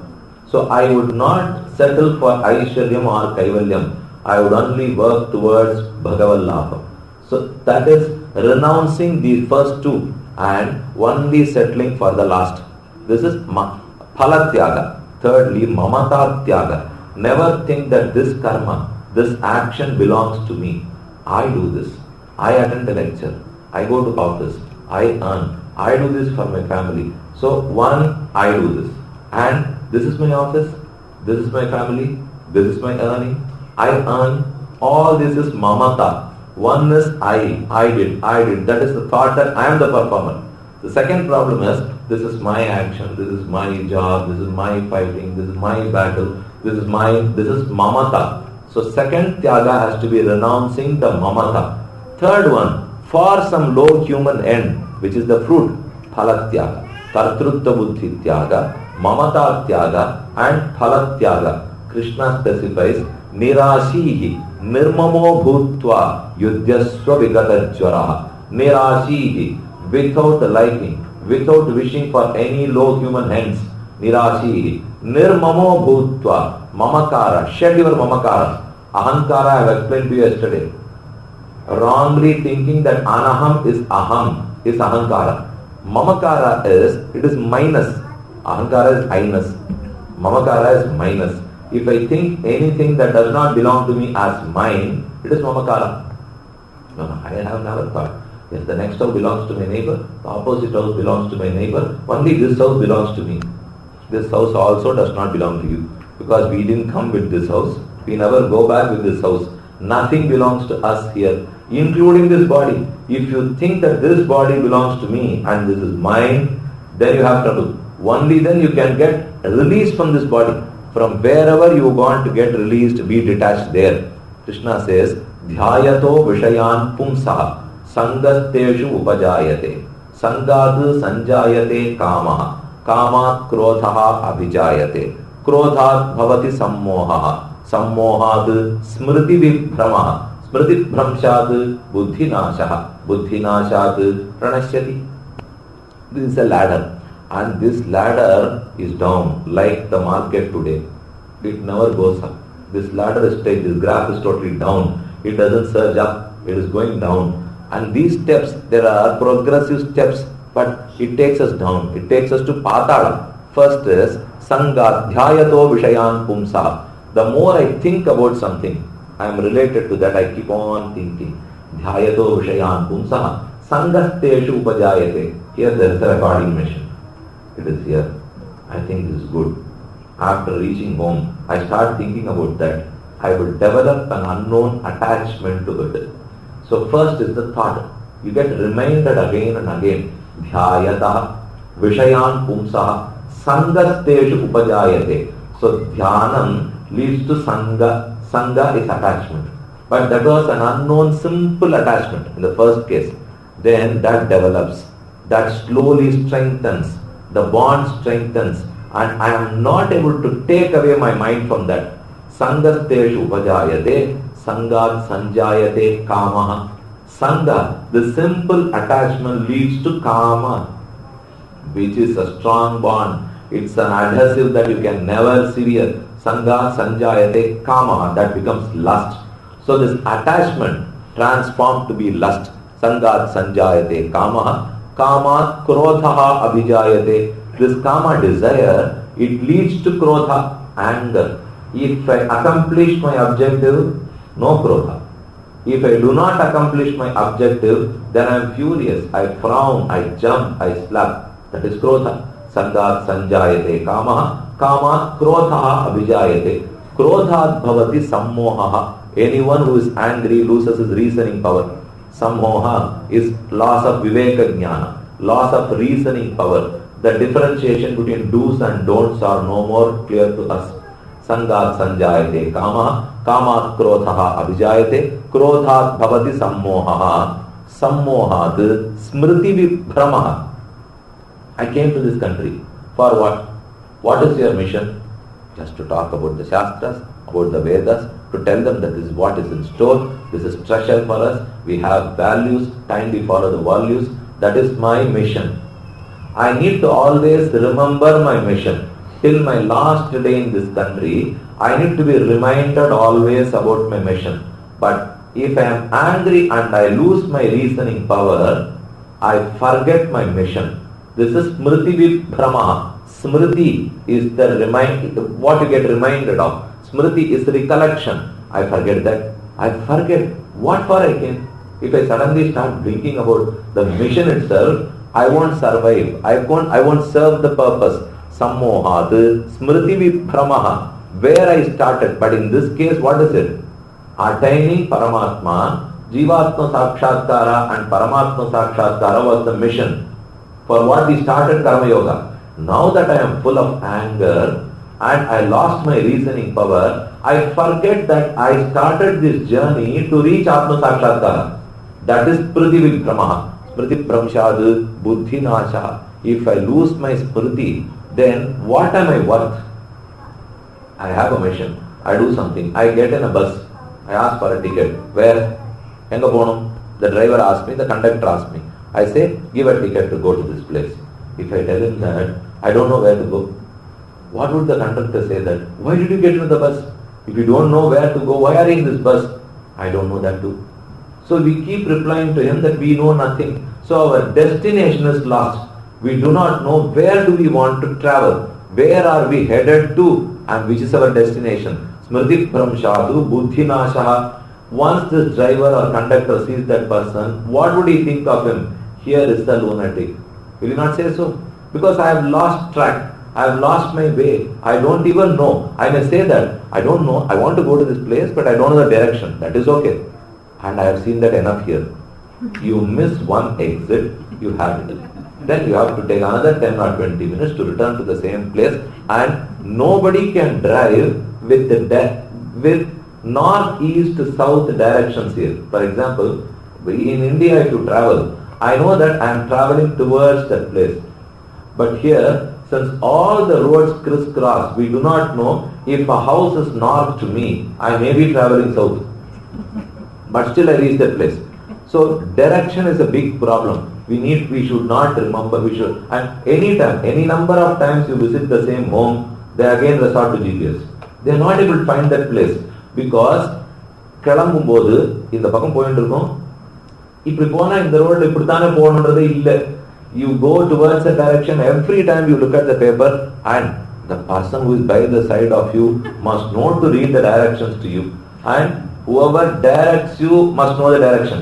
If they do not know, we keep going round and round. Smriti Pramshadu Buddhi Nasha. If I do not know, then I have lost my Buddhi itself. Which is Buddhi? Dharma Bhuta Jnana Nasha. We have yesterday known that Buddhi is nothing but Dharma Bhuta Jnana. So it is loss of knowledge itself. Smriti Pramshadu Buddhi Nasha. If you have lost your knowledge, who you are? Who are you then? Smriti Pramshadu Buddhi Nasha. Buddhi Nasha Pranashyati. Then there is no difference between this and me. This is insentient. It is insentient, it is defined insentient because it has no knowledge. I am defined sentient because I have knowledge. Now I have not lost that knowledge. Then whom will you equate it to? To Achit Tattva. This is where we lead finally. Dhyayato Vishayan Pumsa Sangasteshu Upajayate Sangat Sanjayate Kamaha Kamat Krodhaha Abhijayate Krodhat Bhavati Sammoha Swammoha This Prativikramaha Pratipramshad Buddhinasha Pranashyati. He is quite clear. Unfortunately, we are the ones who are not clear. When he talks, everything is clear to us even. But when he closes, you close Gita book, nothing is clear to us. We are again immersed, we are just taken into, we are drowned in this samsara, in this big deluge. So this is one ladder which we must identify and abstain from. So, now go to the first rung of this ladder. What was that? Dhyayato, dhyanam. If you meditate on the right thing, then everything falls in line. If you meditate on the wrong, that is not for you, then you are dragged towards earth. Alva says that Munnir Nyalam Padatta en Muil Vandane Annal Nee Tanda Akkayin Vadi Udalven. You gave me the Shastras and told me to follow them. But unfortunately, I never followed the Shastras. Instead, I only answered to the call of this body. That called and that dragged me towards this flood. I answered to those calls and not to your instruction. The board was very much intact. The board said, use the chain, don't go far into this flood. You are prone to an accident, there will be flash floods, you will be washed away, beware. There was a board, and I have seen here, there is an instruction for anything and everything. Even if there is a surveillance camera, it says, you are being surveilled here. Please beware. If anything, you must be told before. Bhagavan is the first one who did this. He tells us everything, and that is all recorded in the Shastra. This is how you would act, this is how you face the consequence. He has made that very clear, but we are ignorant of that. But unfortunately, pleading ignorance of law is not tenable. If you go and plead ignorance, I didn't know that in California, even the pillion rider has to wear seat belt. I can't plead. If you don't know, that's your problem. You need to know. Whoever is in the back seat, even he must wear a seat belt. Not only the people in the front seat. I can't go and plead ignorance. You may say once or twice, but not always. You will be punished. So we can't plead ignorance of the Shastras. They are there, and there have been so many preceptors, acharyas who have been time and again preaching this. And Krishna himself incarnated to preach this. We must only be aware and not be ignorant. So dhyayato vishayan pumsaha, that takes me through the treacherous path where I should not. Now, take for instance, if I meditate on Paramatma, dhyayato vishayan pumsaha, sangasteshu upachayate, will I not develop an attachment to that? And that attachment will not transfer to desire? These are all welcome now. These, if they are on Bhagavan, these are all welcome. Sandasteshu upajayate, sangat sanjayate kamaha, kamat krotha abhijayate. If I am not taking a temple today, I am furious. Yes, let it be. I am not able to, if I don't chant Bhagavan's name today. I have seen many noble souls who can't live without it. If you tell them that, if you ask them to do some household jobs and tell them don't do your puja today, they can't bear that at all. Sangasteshu upajayate, sangat sanjayate kama. They are so desirous of Perumal. Kamat krotha abhijayate, krothat bhavati sammoha. All the Alvars are a confused lot. Sammoham is loss of reasoning power. Alvars are not able to reason. Here we live, Bhagavan will someday or other reach me to Moksha. They are not willing to settle. They want that to happen immediately. Is that not loss of reasoning power? They are approved of it, but not about Laukika. In Vaidika Kama, Kama is accepted. If it is a Vaidika Kama, not a Laukika Kama, the more of Kama. In fact, Ramanuja was a saint, was he not? He was a sannyasi who has renounced everything. But you know what he preached? Shemanal Vidum, Purudum, Tharmamum, Siriyana Kamamum, Yennivai Nangenbar, Nanginum Kandanukke, Amadu Kamam, Arampurul Vidu, Tarkan Nuraitan, Vamanan Chila, Ramanuja. This is a glorious song from Ramanuja Nuttandavi. There are 4 human ends, Dharma, Artha, Kama, Moksha. Ramanuja never preached Moksha. You'll be shocked. Yes, he preached only Kama. He said Kama is the ultimate end, not Moksha. And that Kama is not the Kama which we know of. It is Krishna Kama. It is Krishna Bhakti. Bhakti is nothing but Kama. It's a form of Kama. So Ramanuja says that if you are laden with Kama, if you are possessed with Kama, you are sure to reach Moksha. So Moksha is only consequential. First practice Bhakti, which is Krishna Kama. Arampurul Vidi Hidarken Nuraittan Vamanam Chila Ramanuja. Ramanuja says that now you follow that Krishna Kama, the other 3 will automatically follow you. Don't be worried at all. Dharma, Artha and Moksha, they follow. You first practice Kama. Similarly, Thirumangi says that Kamam the best.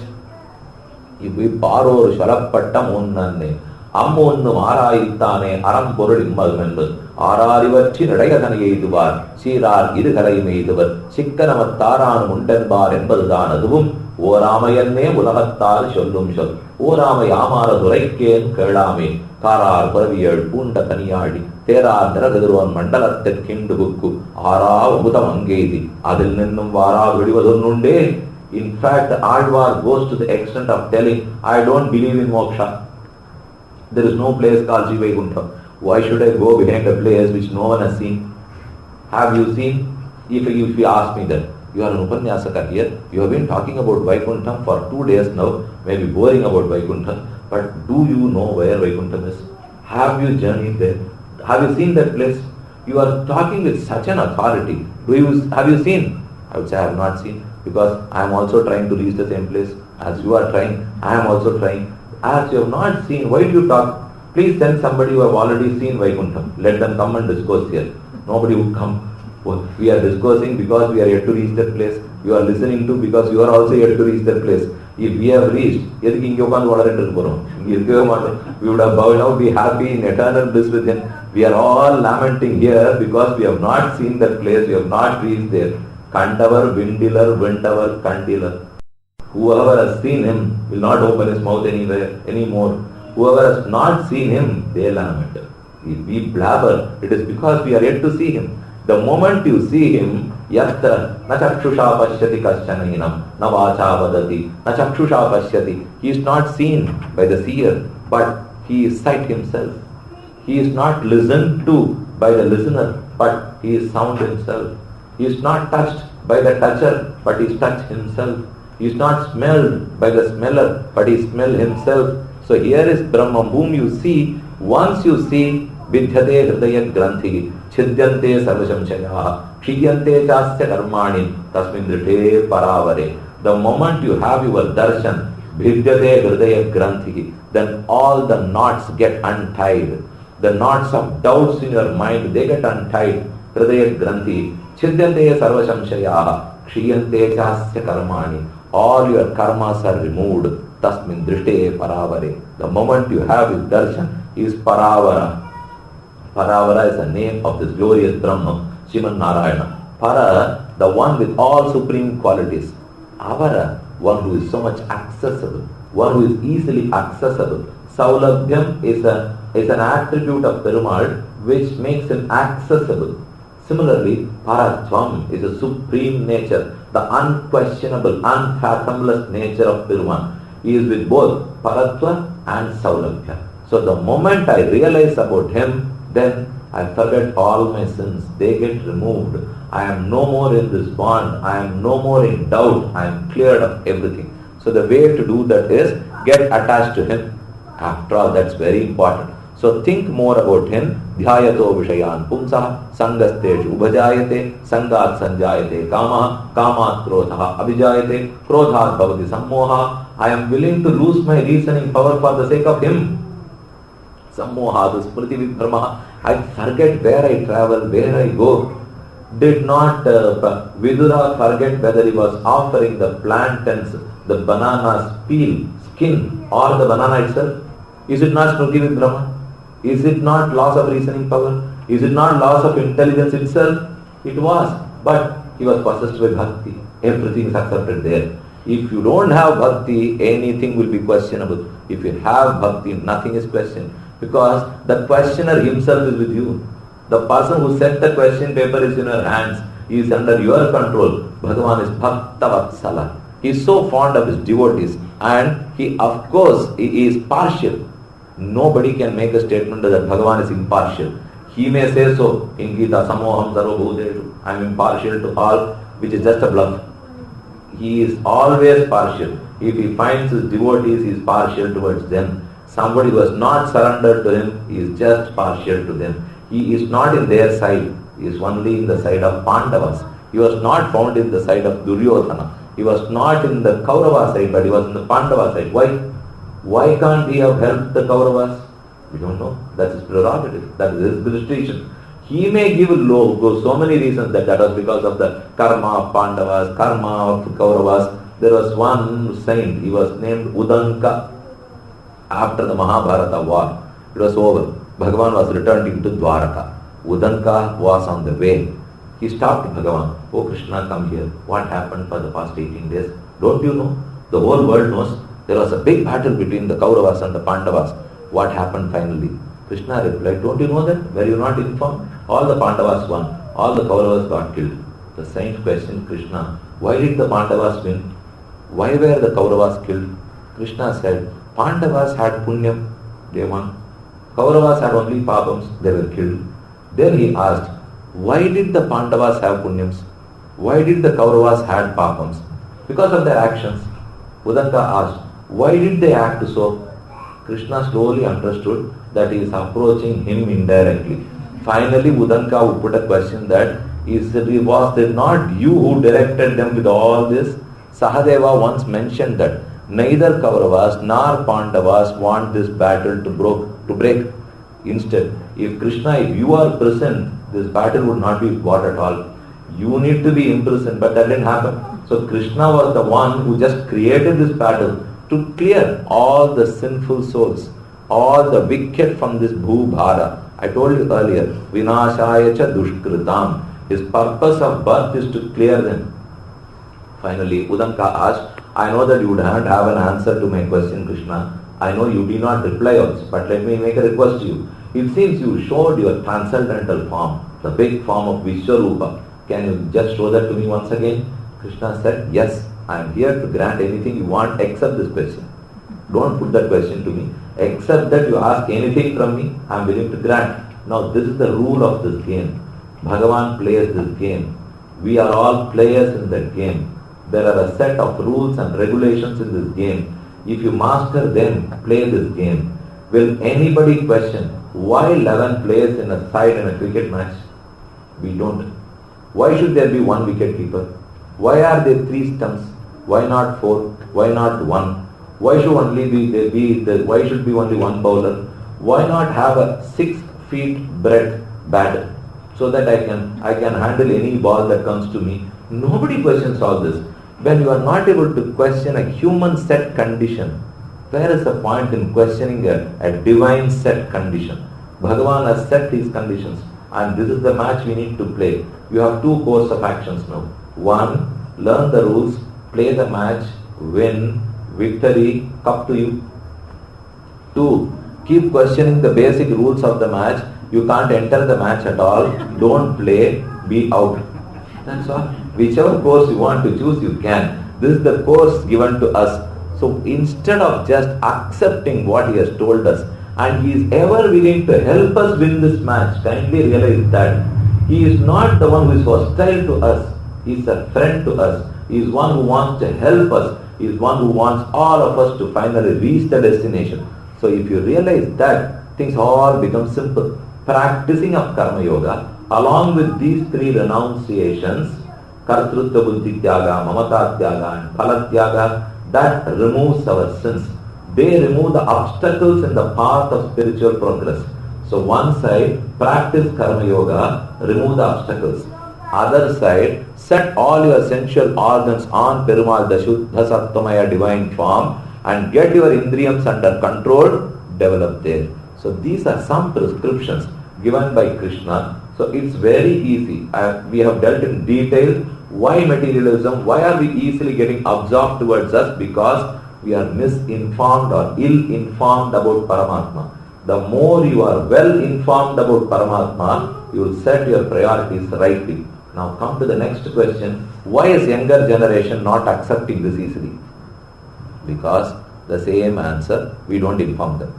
If you inform all this, they will of course answer. Earlier days, I accepted because my parents told me. Today, I would accept if my parents answer my questions. This is the only change now. Earlier also they were accepting, today also they would accept, provided the parents have the right answer. Unfortunately, the parents are not informed. So first we need to be informed. Only then we can correct our children. So you first get to know what the right and what are the wrongs. Get to know Vaidika Shastra, Sanatana Dharma, Vaishnavism properly, so that you can give a convincing reply. Replies need not just be fabricated. I am not talking about fabricated replies. Just reply the truth. Truth will always find its level. It knows whom to attract and whom not to. Vedas are ever truthful. They are always, they never lie. They don't misguide. It is said that Mata Pitu Sahasrebhya Vatsalatanam Shastra. You take a balancing scale and in one pan you keep 1,000 parents and on the other Shastra. Shastra seems is more compassionate towards me. They know how to guide me rightly. Maybe my parents even may misguide me because they may be ignorant. They are not willingly, not wantingly, but they would have misguided because they themselves were ignorant. Shastras would not do. They are not ignorant. They are my well-wishers. They know what is right and what is wrong to me. So Bhagavan is one who is always our well-wisher, who is equal to all, who is full of mercy and compassion, who never wants to misguide us, and he guides in Gita Shastra. The more you know about it, the more you would convince your next generation. And once they are convinced, they will of course follow. கரும்பு தின்ன கூலியா பால் தின்றது காலையா பிடிக்கணும் நல்ல விஷயம் தெரிஞ்சுன்னா கண்டிப்பா கேட்டுப்பான் ஆனா சொல்றது எனக்கு தெரியுமே எனக்கு தெரியல if I know if I am informed I can inform them.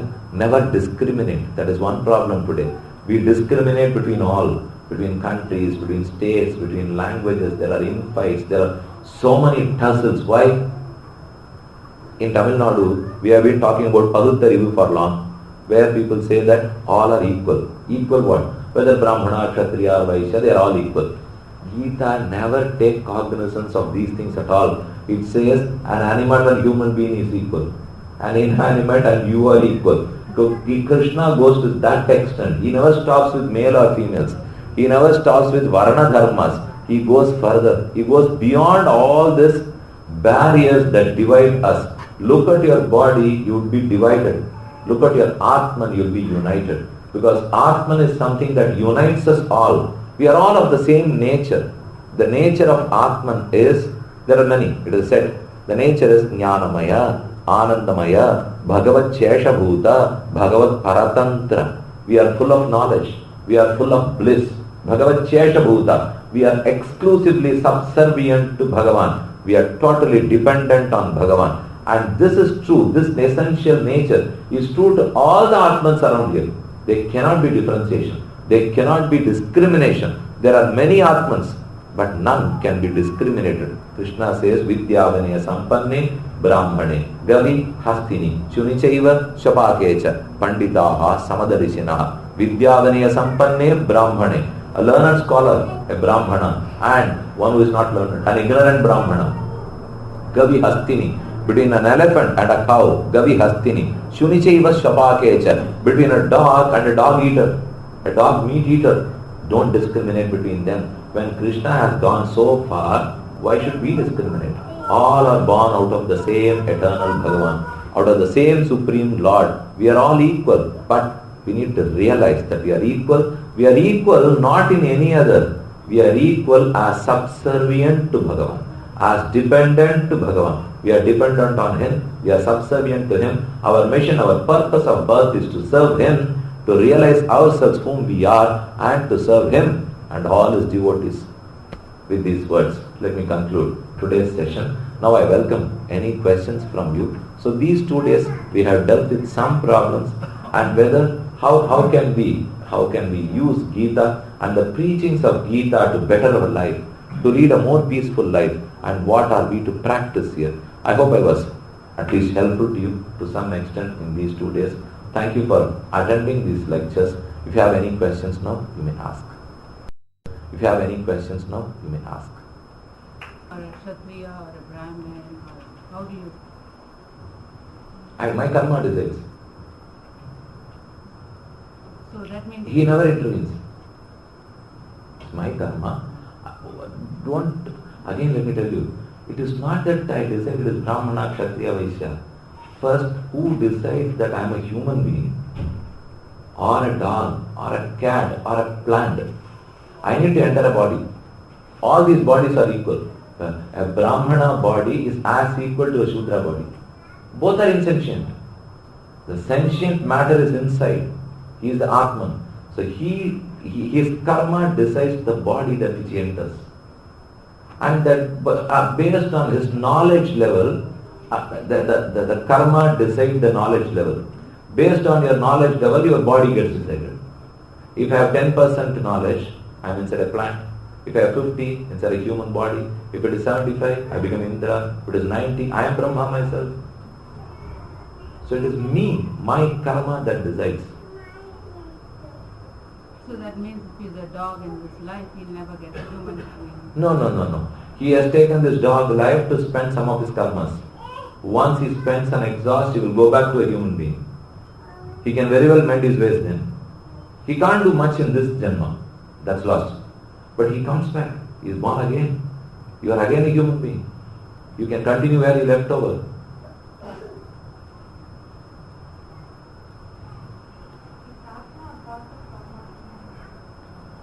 Atma is a part and parcel of Paramatma. Atma is an independent entity.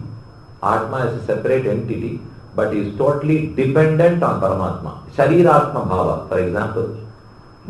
I am this Atma, this is my Sharira. We both, are we separate or one and the same? Similarly, Paramatma and Jivatma are also separate, but are we two not so much intimately related? Similarly, this Atma is related to Paramatma.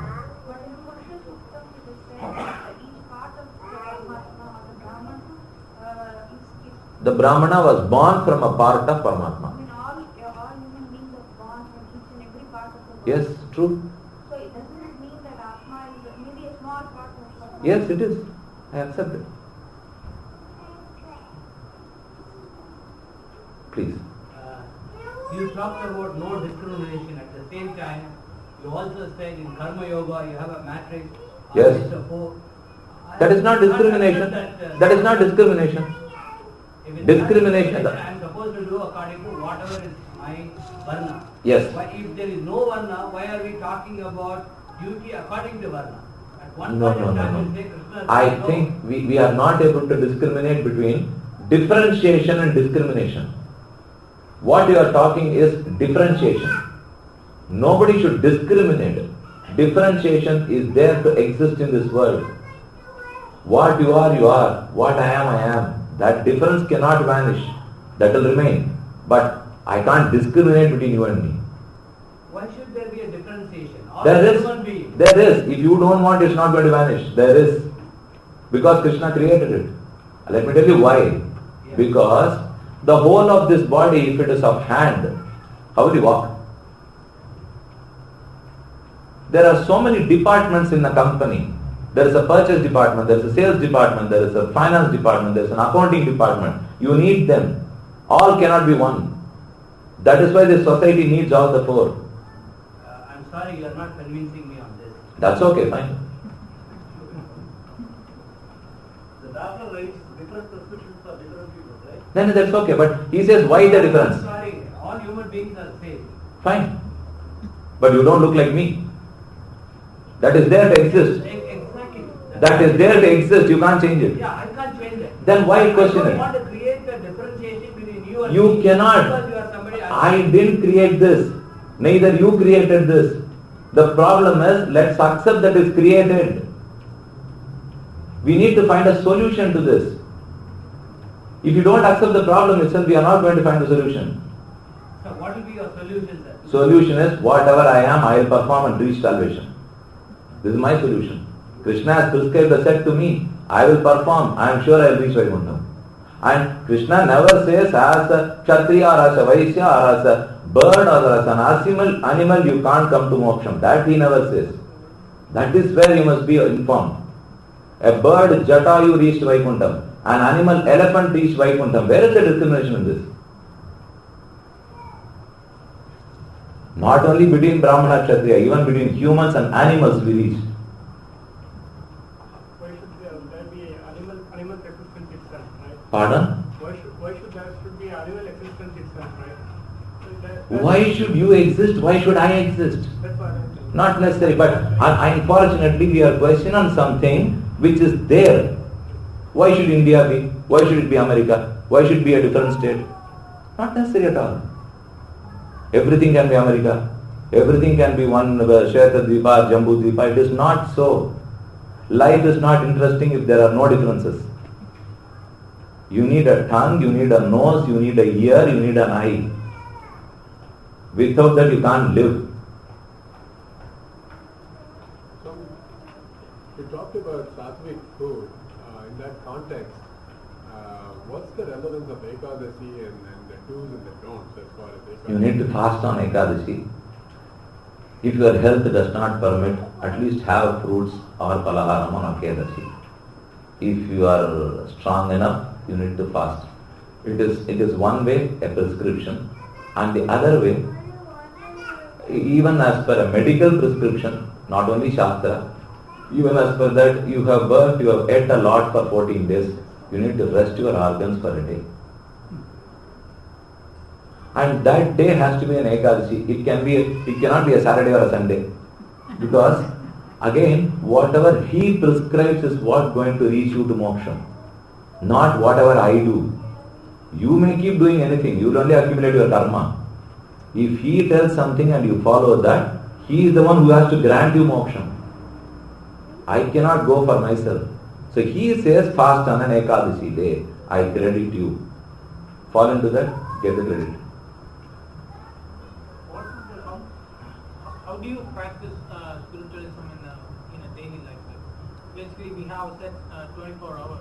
Yes. We have to work for 8 hours, and the drive here, it takes like at least 1 hour. So, How much time do you have to spare? right? How do you? Sometimes you also have to work towards your. No. My request is, how much time do you have to spare after all this? You said to drive, to go to work, to sleep, to eat, all. What time can you spare? Let's say half an hour to an hour. 1 hour?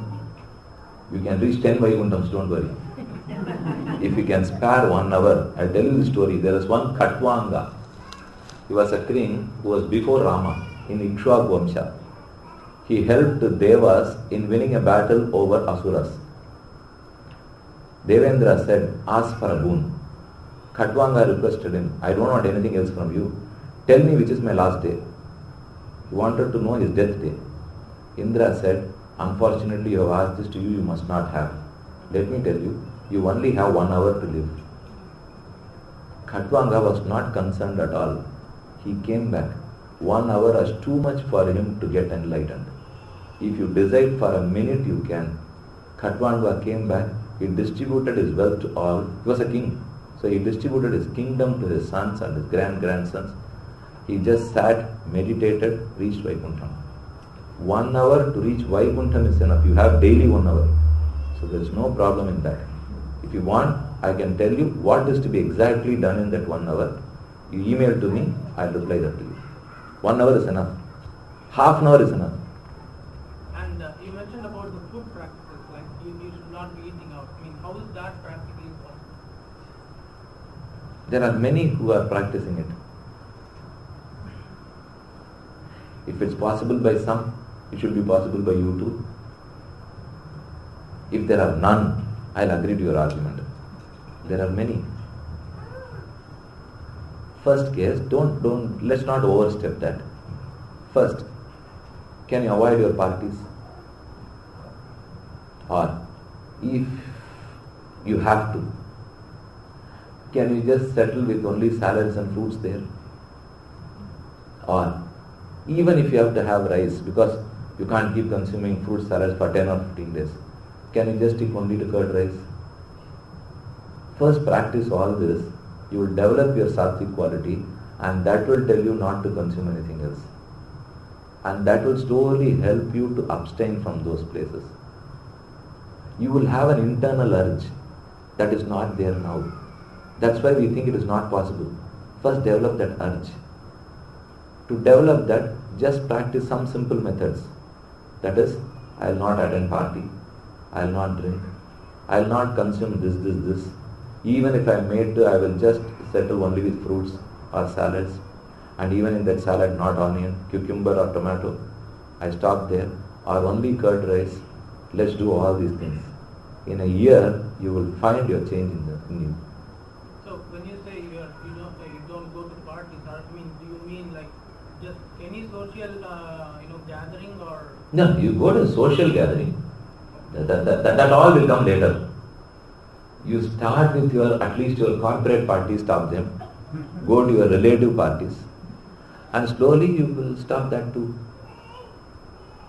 But is that necessary? I mean, should we really? You won't question that to me at that time. You will know that, whether it is necessary or not. It is for you will decide what is necessary for you. You have your Bhagavan inside and he will tell you. He is only expecting you to start, to make a positive beginning. If you make that, he will lead you. Many things are not told, they are only experienced.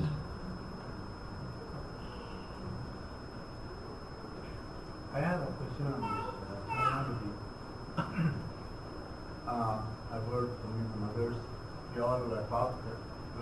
Yajindra Moksha is one of the greatest Saranagati example or fulfillment of it. But is that not true? He thought or did Saranagati to Brahma, only he was in the greatest danger. Yes, it is true. We are already in a danger. Sharanagati is only when we are in danger. If we are not in danger, we don't surrender at all. But all of us are in danger. There is no time period when we were not in danger. We are always in danger. We have not recognized the danger. We are in the samsara, we are in danger. It is true that only when we are in danger, we surrender. There are people who abstain from milk and butter and all that based on ethical grounds. That is because the way those animals are treated today compared to the way they were treated like hundreds of years ago when people actually used to extract them. They may be right. with their hands. They may be right. Yes. நான் வேணா மாடு வாங்கி கட்டிக்கணும், என் வீட்டில் வச்சு அதை லக்ஷ்மியா பாதுகாத்து நான் பால் சாப்பிடலாம், அதுல தப்பு இல்லை. But modern production systems are not. True.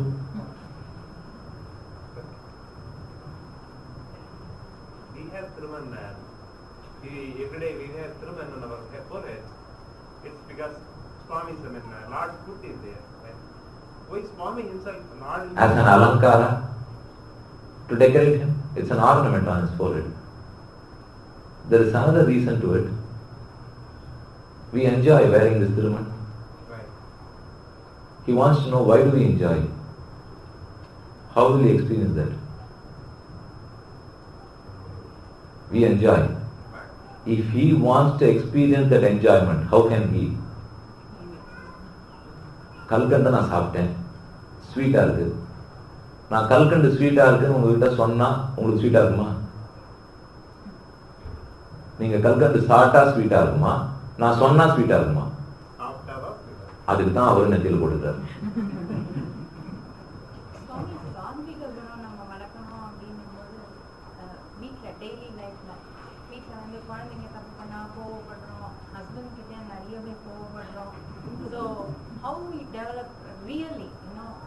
இப்ப நான் சொன்னது பொய்யா சொல்லிருந்தேன். how to develop really னா தெரியலையே. நிஜமாவே வளர்க்கறதுக்கு தான் ஆகார நியமம் தான் வழி. நிஜமாவே வளர்க்கறதுக்கு தான் என்னுடைய இந்திரியங்களை பகவான் இடத்துல செலுத்துறது தான் வழி. நிஜமாவே நடக்கிறதுக்கு தான் கர்மயோகம் வழி. பண்ண தப்பு இல்லையே. இப்போ இந்த மாதிரி இல்ல, குழந்தைக்கும் கரெக்டான ஆகாரத்தை குடிச்சுன்னா ஹோம்ஒர்க் பண்ணிக்குவானே. நம்ம எது வழியோ அதை தவிர வேற குறுக்கு வழி இருக்குன்னு எதிர்பார்த்துட்டே இருக்கும் உலகத்துல. அந்த வழிகள் இல்லை. இருக்கிறது ஒரு நேர் வழிதான், குறுக்கு வழி இல்லை. ஒரு வழிதான் இருக்கு. That route is long.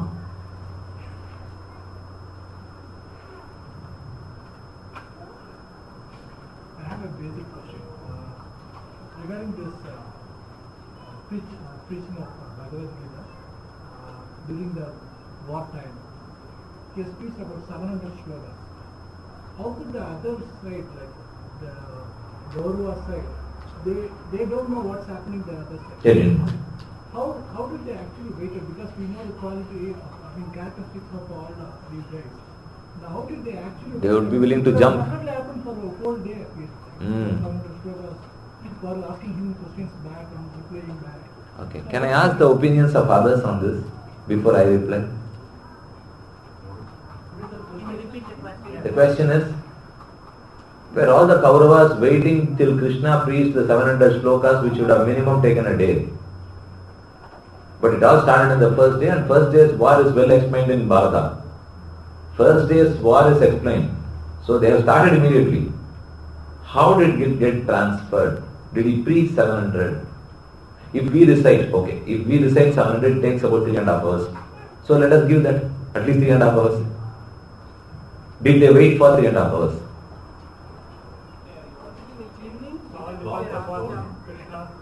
It was on the beginning of the war, right in the morning. Maybe that is the Yuddha Dharma in those days. To wait? Yeah, in the Yuddha Dharma, when the other person is not fighting, waiting. True.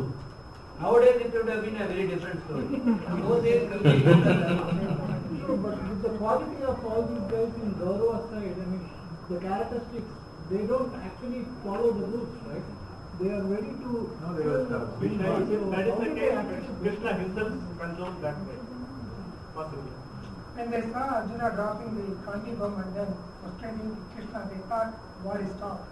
There is no more God anymore. We have won. I thought both sides listened to him because of... Then the war would not have been continued. Nobody would have fought. Chalo. I've heard elders saying like Agre Kritva, like Krishna and Arjuna, their relationship is such that they don't need to exactly exchange any thing by words, just by Glances. exchange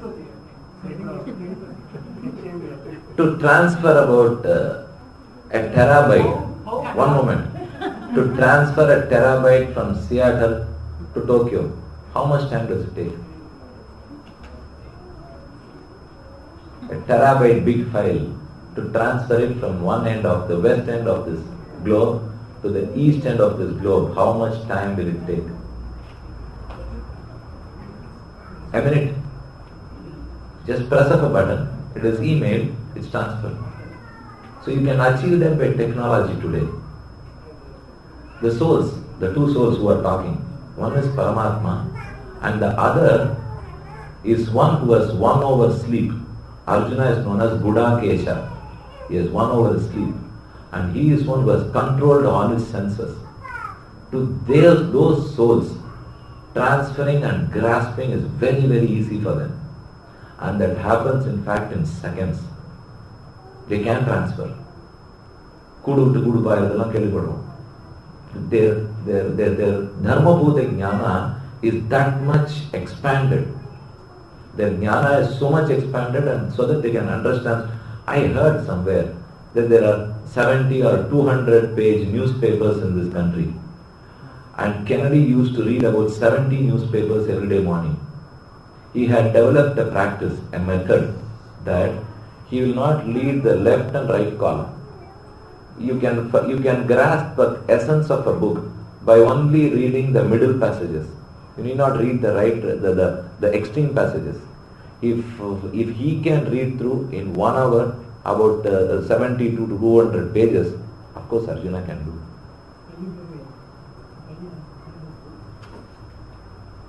Yeah.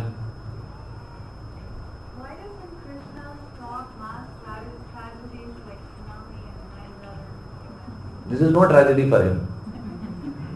This is not mass. This is mass to our eyes.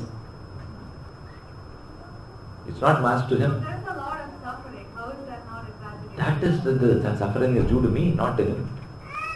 It's I created. I am the cause for the suffering. Why will he stop? So, what is the origin of this? You told like there is a goal post, and everything. Yes. What is the origin? Who created it? Because we all. Nobody, the God never created Papam and Punyam. He only set the rule. That's right. Like, we all came from God. No, we didn't come from God. We are part of Paramatma. We are part of Paramatma. We are not born out of him. There was no day when I was not existent. Atma is eternal. We were always existent. If we are part, yes, I agree. But we are not born out of him. So what is the origin of all this? That's what I'm trying to. You told sin, punyam, everything. There is an origin for the insentient being, not for the sentient Atma. It is anadi, it is eternal. Never it began. Will you ask, when was Paramatma born? No, that's not my question. What is the origin? No origin. Sentient? No origin. Paramatma is eternal, sentient is eternal. Why should we agree that it was born on a day? Not. Because we know only about births, we are talking about this question. It's eternal. Corollary to this question is, if we are trying to remove all our karmas and reach Paramatma, then at some point we got it. So I think that's what this question is. Yeah, we reached back. What is exact in that? We reached back, but we are neither born nor dead. That's what I want to tell you. No. Atma is not born or dead. No, that would be some point where we heard, started No point. We are existent with karma only. We never started earning. How does this game begin? It didn't begin. It exists. Because it has an end. It has an end, fine. It has no end. Again I am telling you, it's not an end. No, but We only change places. right, but Atma is never ended. when we get liberated, karma stops. Karma stops. Atma never stops. So if there Right, is a so stop, karma there will stops. be Then beginning. it doesn't- Not necessary at all. Why? Why do you assume these things? What makes you assume that there has to be a beginning if there is a stop? No. Who said this law? Is it there in a book? Can you specify the book or the author? You don't have. No scientist can say that this is the day wind was invented. No scientist can specify this is the day sky was invented. He can't. Isn't that when we attain moksha, we become part of Paramatma? We are already a part of Paramatma. Then what is moksha? We are not in this world. We are in an eternal world where there is bliss. There is no pain or suffering. I am a part of him even now. Ramanujacharya ever, or Alvas, or Nayanmas, whoever it were, they were all enjoying bliss even here. I am a part of him now, yesterday, tomorrow. I don't realize that. I am his part always.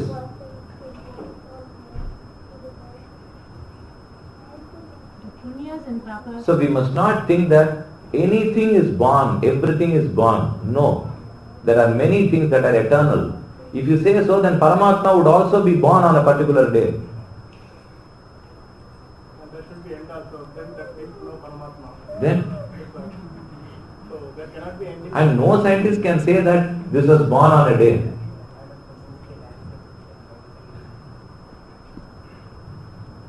No, I understand to say it changes. So karma stops and we go to Vaikuntha or something like that. So there is a change in form. But for example, Not form. Or change in place. So for example, you have the CD, and if someone does something with this, then it changes form or changes place or whatever it is. But then it ceases to be a CD then. So karma stops. It stops. But then there was a time when this started being a CD. That's okay. So This is a CD. This is not karma. So yeah, so Ah. being a CD is a quality of this part. Fine. It was in the form of a CD now. Right. So Was it not in the form of a granule earlier? it was. It was. Yeah. Was the granule not in the form of some other material earlier? It only changed. It never came into being on any day. Right. So Similarly, my karma also would change. It never came into being on a particular day. well then it starts someday. Let it. Doesn't matter. So does it mean that there are like infinite atmas? Infinite, yes. Yeah, so some of them go to Many of them go. Many of them are still. Yes. There are many of them who have left. Many are still there. Many would always remain. So are there atmas without having gotten into a body? Is that Many, lakhs and millions.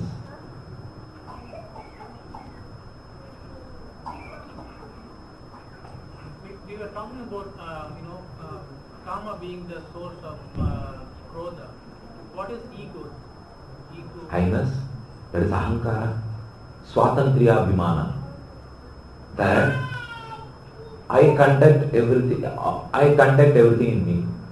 I am not dependent on anybody. I am a swatantra. That is ego. Abhimana, durabhimana.